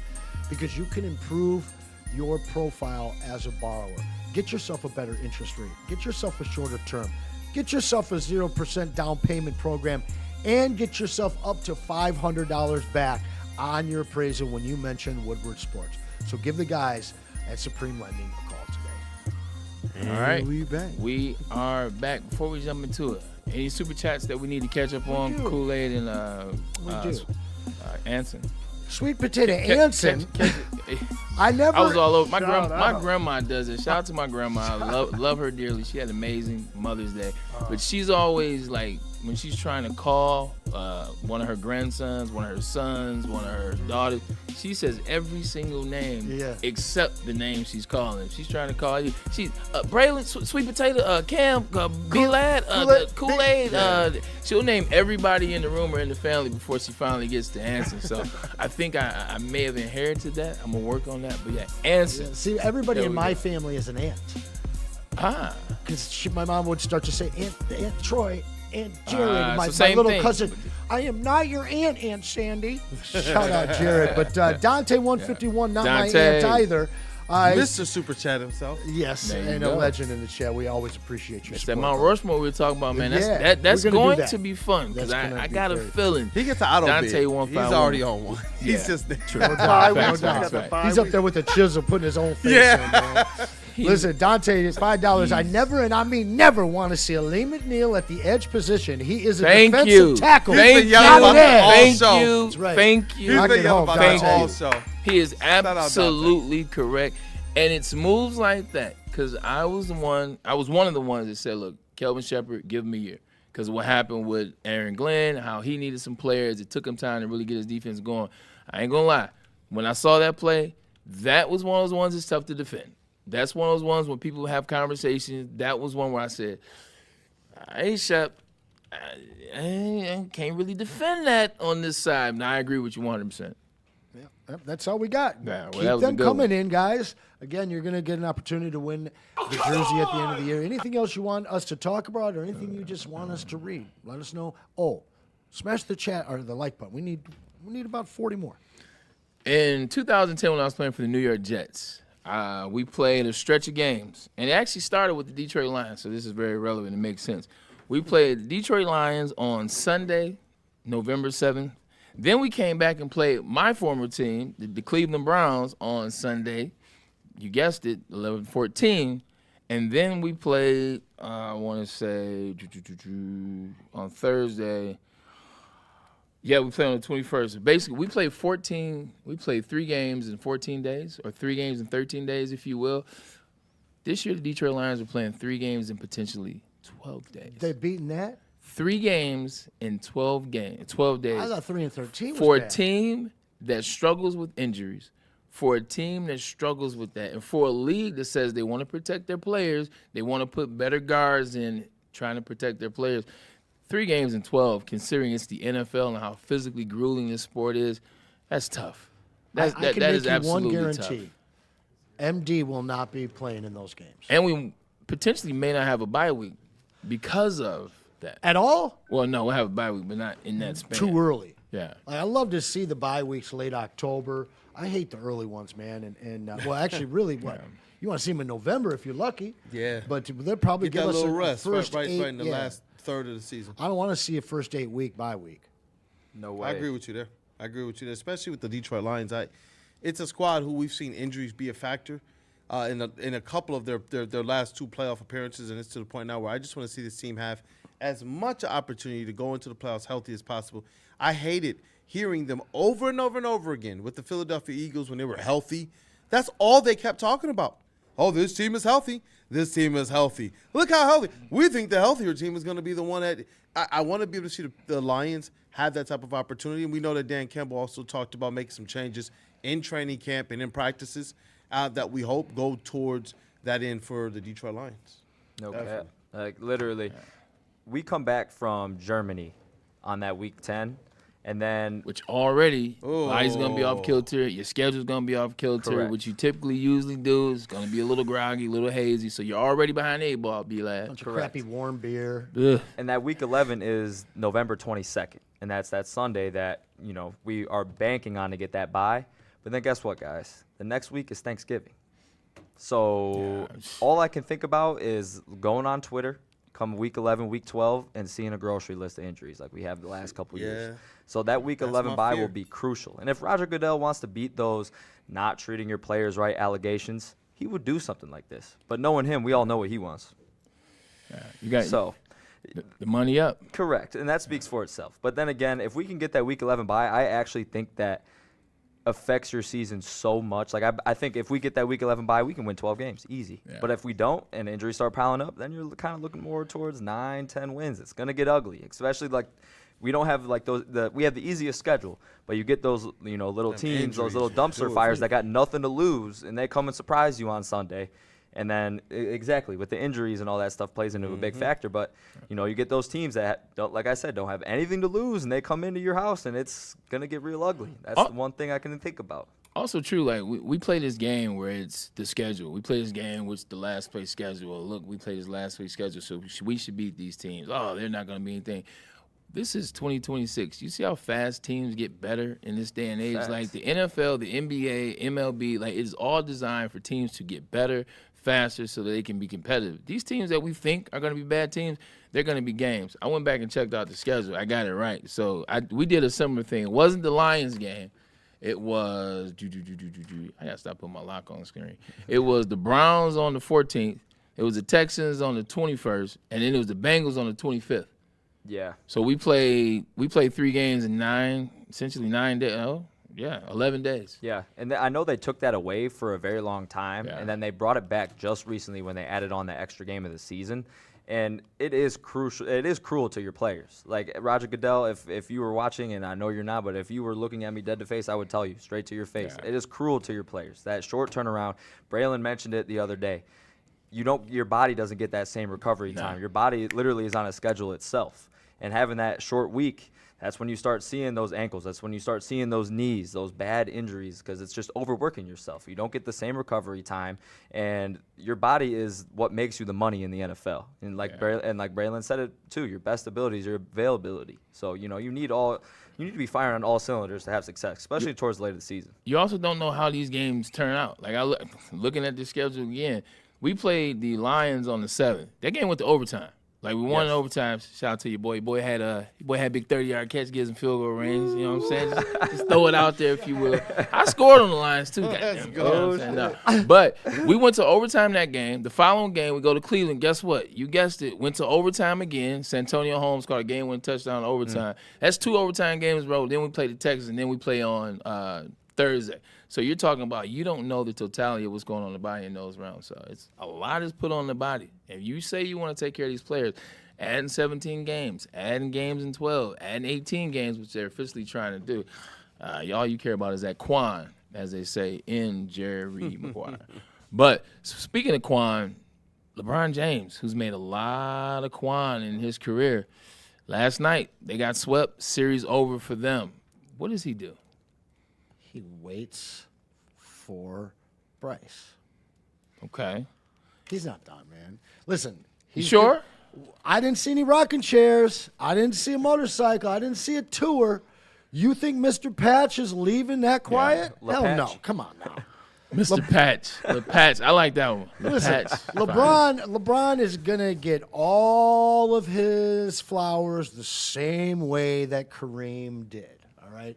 Jordan didn't have he didn't mind leaving the game 3 times the way that he did.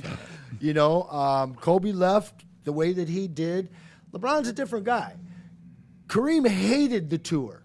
So did Kobe. LeBron's going to love it. Kobe didn't want the tour. No. They turned it into the tour, and what Kobe did, he basically finally, after the first 12 games, but LeBron, all right, I get it. LeBron's going to be upset if you don't get him a cool enough rocking chair. I agree. I agree on that. What do you think? He'll be a Laker next year.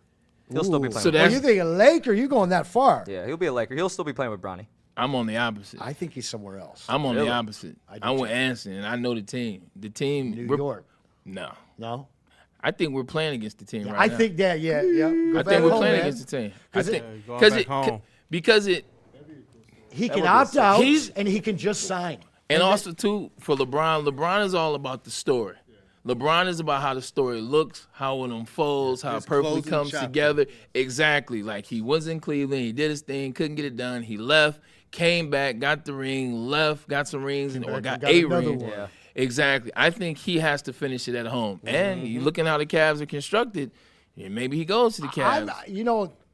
As much as I love to hate on the guy, and I know Maz can't wait to get rid of him. Oh, yeah. What the hell are we going to do when the Joker is gone from the NBA? And I'm not talking about Nikola, all right? Because this is the ultimate villain, or he's your ultimate hero. But without him, that divisive guy at the top, and I don't care if you like SGA or anybody else, those milestones, he's got them. He's got them all. It is what it is. You can say you don't like the guy, but the milestones there. The longevity of the career has been there. Kool-Aid, for me, you know what I'm excited about to see when he retires? Because I think next year he'll be with the Cleveland Cavs because that's the only team that's going to take Bryce. Trade for, Bronny, and then draft Bryce. Bronny's a part of the deal. He's like, so I think he goes there.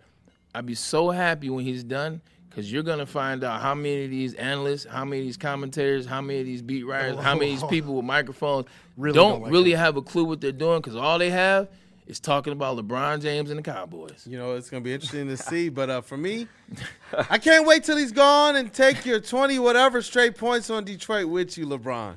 No, I mean 27. He's one of the most – he is probably the most talented basketball player I've ever seen in my life, like straight up. And, it's not just the counting God-given ability, like what you were born with? Yeah, he just absolutely just the most. There's been players who I think have been more skilled, and that's something you work at. But in terms of just his God-given ability and his talent, there's nobody that's been better than him. Now, in terms of what he's flipped that into, I don't know quite if he's better than some of the GOATs that I have, but he's one of those guys, at least in his era, unquestioned.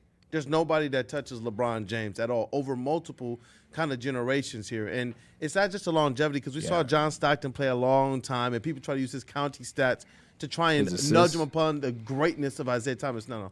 Well, LeBron James, his counting stats as well as the averages, as well as the playoff averages, everything is great. There's not some place where you can look at LeBron James and poke holes in who he is, honestly, in terms of his greatness. There's times where you wanted to see him probably achieve more because of how great he is and how much the fanfare was.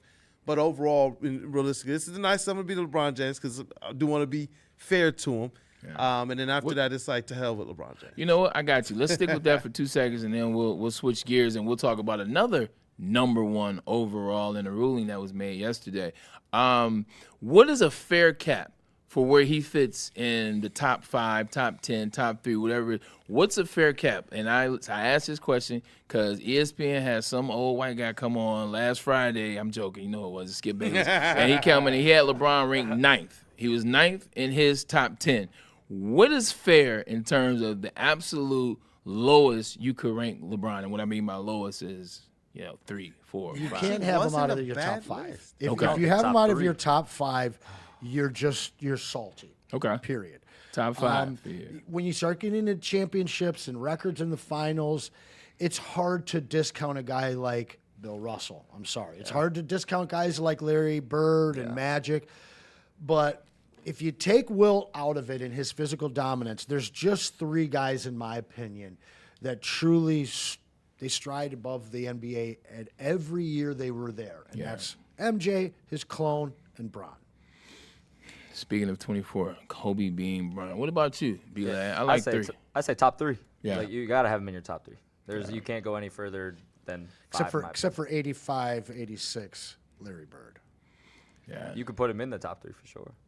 Larry Bird is one of those things where, like, you talk about the clutch thing. Yeah, I'm taking him over LeBron, but unfortunately, because of that back situation, because of that back and the shortness of the career, same thing with Isaiah. Like, I think that's why a lot of people, when we're having that conversation about point guards, a lot of people are jumping Isaiah, and it's because you didn't get 15 years. You didn't get the 16 years. You got a strong 9, and then you got the injury 10, 11, 12. Before we go to the French elbow, somewhat breaking news, Brandon Clark has passed away. Yes, he did. In the NBA. Back on April 1st, he was caught speeding, DUI, controlled substance. Okay. And TMZ is reporting that there was some paraphernalia around, and early indications are that it could be an overdose. So a very sad time for a very promising young player. 100%, man. Our prayers are with the family. I didn't know anything about it, so this is like in live in real time. Prayers definitely with the family. We'll have more updates tomorrow about that, exactly what it was. But for right now, just keep his prayers, keep his family in your prayers. 29 years old, man. That's tough. You never know what people are going through, what people are battling. One bad night, etc. That's so, right. And May is. You know what May is. So all right, the French elbow. Let's tap go. into that. Boom. No easy transition, but the French elbow. No games for Victor Wembanyama. Fair. We knew this. Yeah, we knew that, though. We knew this. But are you really mad? Like, everybody's, like, complaining. Everybody's, oh, my God, he didn't get any games. Like, look, Victor Wembanyama plays the game the right way. Like, he does everything the right way. He legitimately got first aid through elbow. Like, it is what it is. Like, I'm not of the mind he needs to be suspended. Like, but if this happens again, I don't think you go to 1. I think next time something like this happens, you go to 2. Because you bypass the 1. This should have been a 1. Yeah. But I don't have a problem. Now you get 2. Did you see in Game 3 when Naz Reid knocked his ass to the ground? Yes. We forgot about that, didn't we? I saw that. We forgot about that. Listen, throw it back, bro. Yeah. Give me the 80s. I was so excited to see that. I said it yesterday. Just flip it.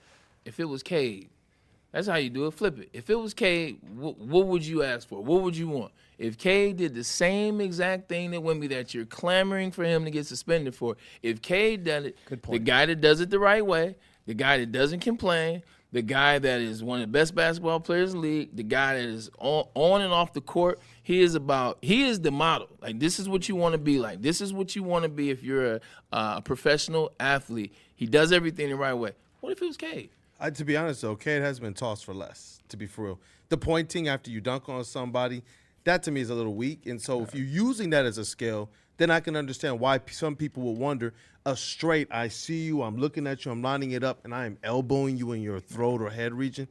That to me is a little too much. No matter what I think of Wemby, that to me has no place in the game of any sport, realistically, or basketball. If we want to be more, I'm 7'5". I wasn't trying to elbow you in your face. I just can't help it. I'm way up in the clouds. Because I get the physicality. I get players are going to play him a little bit different. But I saw LeBron James get played a lot more physical. He never did things like that. So that's me. And I hate LeBron James. I don't want to like him. I don't. But I'm just saying. Like, my thing is this. I'm sorry, but that elbow didn't affect anything in Game 5. Okay, that elbow was in Game 4 and let it stay in Game 4, and they lost Game 4 because he wasn't there. You go back to that Draymond suspension, which I still think was absolutely league-handed to LeBron. Yeah. And if you're going to impact a series from New York, I don't want that, man. Handle it that game. Again, people run after each other. They get in fights and stuff. But in the playoffs, I don't want to see multi-game suspensions. I don't care how bad. Yeah, no, not multi. I thought there might be one, but when I saw he got suspended, I was like, he got kicked out the game. I thought that was just going to be it for it. They ain't sending out the face of the league for a couple extra games. That's for sure. I will also say that every time somebody brings up the Draymond situation, you're absolutely right. That was a targeted situation. Draymond's Draymond, but it still was targeted. Don't forget, the reason why they lost is because Andrew Bogut got hurt. Oh, yeah. That's what people always forget. Remember those years? That was when Bogut was he was tough, man, for a little stretch. 100%. He was tough for like that. He was super tough for like 2.5 years. Yeah. It was like Bison Dele's 2.5 years with the Bulls. Shout out to Brian Williams. Rest in peace. Rest in pease. Wow. That was a crazy story. You watched that? The Untold? Him and his Lebanon brother? somewhere, bro. That story is wild. His yes, brother's it is. nuts. It was like Australia, New Zealand. It was boats. It was brothers. Drafted it was by checks. the Magic. It was all type of stuff. That could be a movie, not just a documentary, but like an actual dramatized. I would watch. I would watch. Yeah. Like, even if I didn't know him as a Piston or a Bull or wherever, I'd be like, oh, if he wasn't an athlete, it's a good. I don't know how many people even really, because it was in a weird time in Pistons history. But when that story broke, everyone was like, "Who is this?" And there was no closure. What is this story? But they never had the actual closure because they didn't know. Yeah, it just disappeared. Know, even when you watch the Untold joint, like people still don't know. You just know he passed off the boat, and you don't know if it was the girlfriend or the brother. Speaking of conspiracy theories, can we pay some bills and get to another one of those? Hey, you know what? Let's talk to. I think we have the other founders, and that's it. Actually. Okay. All right. We'll go quick here.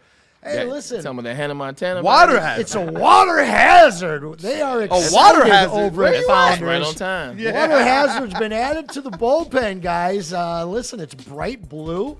That's water hazard. It's like that Lions Kool-Aid. Booner throwing that thing over himself in the middle of winter. Shout out Booner. Best serve over ice with a slice of lemon, preferably. It's a vodka-based cocktail at 5% alcohol. Citrusy, refreshing, gluten-free. It's the very first canned vodka cocktail from Founders, and it's perfect all the time between innings, tailgates, Sunday morning, whatever you need. So next time you're out, getting the drink with Water Hazard. But remember, guys, please drink it responsibly.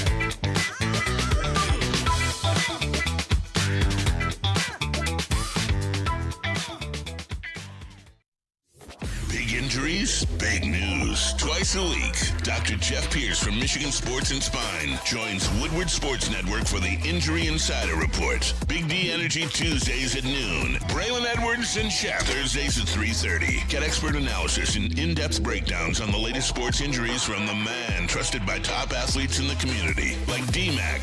Whether it's the Lions, Pistons, Tigers, or Red Wings, Dr. Pierce talks us through it all. Don't miss the Injury Insider Report with Dr. Jeff Pierce, your go-to source for understanding the impact of injuries on the games and players we love. Only on Woodward Sports Network. Scan the QR code on the screen or go to MichiganSportsandSpine.com to see if Dr. Jeff Pierce can help you.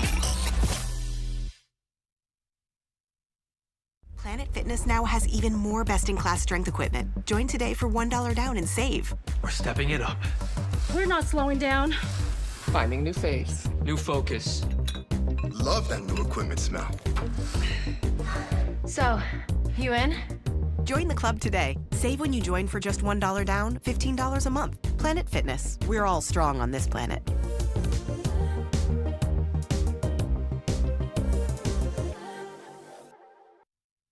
And we back. Back at the desk for the wrap-up. We talked about this last week. We mentioned the cruise, the MV Hondias, if you will. The cruise went from Argentina to Cape Verde, and they developed not plague, I'm taking it back, but they developed a bacteria, and that virus has killed 3 people. It injured 8 on that tour. We thought that they were going to go to the Canary Islands, thought that they were going to dock, thought that it was going to be like, all right, we'll quarantine here and we'll figure it out. Well, that's not what happened. They allowed the individuals to go back to their countries, to their cities, because they're idiots. Because they're idiots. And now, guess what? You guessed it. Cases are now popping up around the world. United States has 2 cases, I want to say, Nebraska, and I'm not sure. Missouri, I believe. Nebraska and Missouri, which are right by each other. That only expands this way, ladies and gentlemen. And Europe has a case, I want to say, is in Paris, France, if you will. So here we are, once again. And this is crazy. Like, what's worse? This virus or the Tigers? No, I'm sorry. That was too much. Which one are you more worried about? I mean, they say we go as our I'm gonna sports tell you teams right go. now, guys. Chat, hear me. We will not comply this time. Facts. Yeah. Okay? We will not comply this time. Talking about the vaccine. The actual playbook is exactly what happened in 2019. They already had a hantavirus. Now go ahead and zoom in on Anson on this one. Yeah, this is his cup of tea. We're gonna let you rock. So they did a hantavirus solo cam fake where you basically you go through a practice of 100%. what would happen. Yeah. Same thing they did with Corona in 2019. Test run. A test run, thank you. And by the way, this version, the human-to-human version, that kills you. Mysteriously disappeared 323 vials from a lab in Australia recently. Before. Yeah. 42% mortality rate. Supposedly, but remember what the fatality rate of Corona was, and then what we ended up actually finding out what it was. Can't drink too many. And the guy who cut the video from his room, from his cabin on the ship, this guy, despite getting basically no views, was given Kool-Aid. He was given a full cruise on a very expensive cruise line, like a $40,000 cruise line, giving away a bunch of money to be given to giveaways. This is stuff that 100,000 followers get, not this guy. Clearly reading from a script. Oh, and who does your girlfriend work for, bro? Who does he work for? She works for a company that works with diseases. Hey, look, so listen, all of the same signs are there. Don't fall for it again. Yeah. Say it with me, chat. We will not comply this time. Hey, bro, we might need like a conspiracy Anson, like the 5 minutes of every show. This is great theater. Is conspiracy Anson up with Pistons Anson or down with Lions Anson? I mean, look, you kind of cooking. I mean, after COVID, and now we got this like cruise ship in the middle of nowhere. I got a half hour. I'll take you down that rabbit hole. You want it? Let's go. Conspiracy Anson is legitimately the most buttoned up, informational. He got on so point. No, like he's like that's his stick. That and the Pistons, like it's. Yes, I have quite a bit of information. I would watch that show all day. Why? We're bringing it. You know what it's called? Yeah. It's coming, guys. I would watch Sports Lies and Videotape. I like that. It's coming, guys. Why is it coming? Why is everybody We will be focusing yelling? on Astros. I'm like smiling. I'm like chilling. You like that, Kool-Aid, don't you? I'm like smiling, chilling. They had a virus. Everybody's crazy. I'm getting out of here. Intensity. Only one of them went to Pure Psych. Only one of them. Hey, May is Mental Health Awareness Month, so make sure that you are getting checked out if you need to. PurePsychMI.com. Fun show. Fun show. Always. Fun They show. go Always, to but tears. fun show. It's, way to talk about the Pistons. We understand what they weren't last night and, where the woes are and where the worries are. But, they're at home. The Pistons have played their better basketball at home this potential playoffs. And the Cavs have not won any games that weren't at home. That's what B-Lad. You came with that fact. So we expect the Pistons tomorrow to turn around and get the win. It's not about getting that win for me, though. It's about what can the Pistons do to become better in a short amount of time, because if they win this series, they're more than going just on 2 games to win. 100%. Right. They got another series with a team that is waiting for them. Been talking shit about them, and legitimately, we've been talking shit about them. Yeah, and they're those waiting. peasants. They're waiting. They're waiting. Maybe So we need them to cool off. That's why you guys were doing all that peasant talk. I was like, all right. Listen, they still headed for a rebuild. I was like, all right. Right? They still They headed scored for a almost rebuild. probably over 500 points in 4 games. First of all, they had like That's wild. They had like 60 in the first quarter. Yeah, they did. It's like 60 in the first Did they quarter. have 83 in the first half of one game or something? Yeah, last one. Yeah. Yeah, against The Atlanta. last one. Like, they had guys I never even heard of playing in the third quarter. It was like Hooping, 80 to though. 20. Who was this? Still balling. McBride had 30. Pistons in 7? Yeah. Pistons in 7? Yeah, it switched up on 6. us. It can't be 5, Kool-Aid. It doesn't work that way. I know. I can see the Pistons winning a couple games here.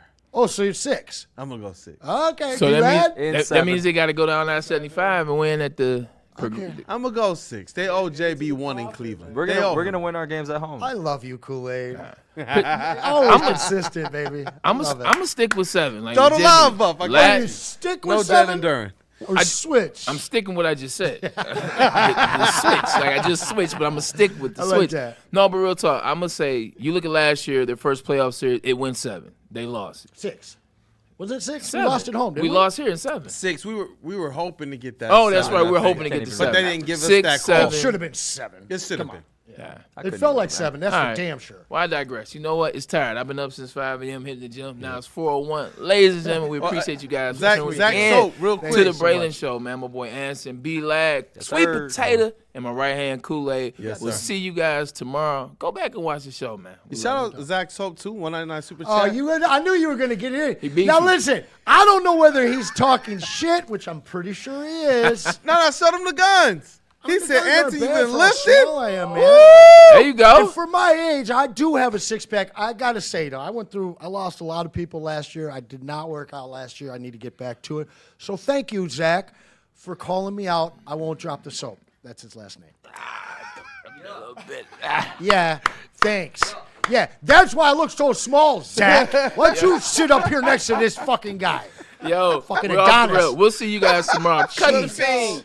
Cut the feed. Looking for your daily sports fix? Look no further. Join Braylon Edwards, the University of Michigan legend. Lofting it right corner of the end zone for Braylon, up in the air.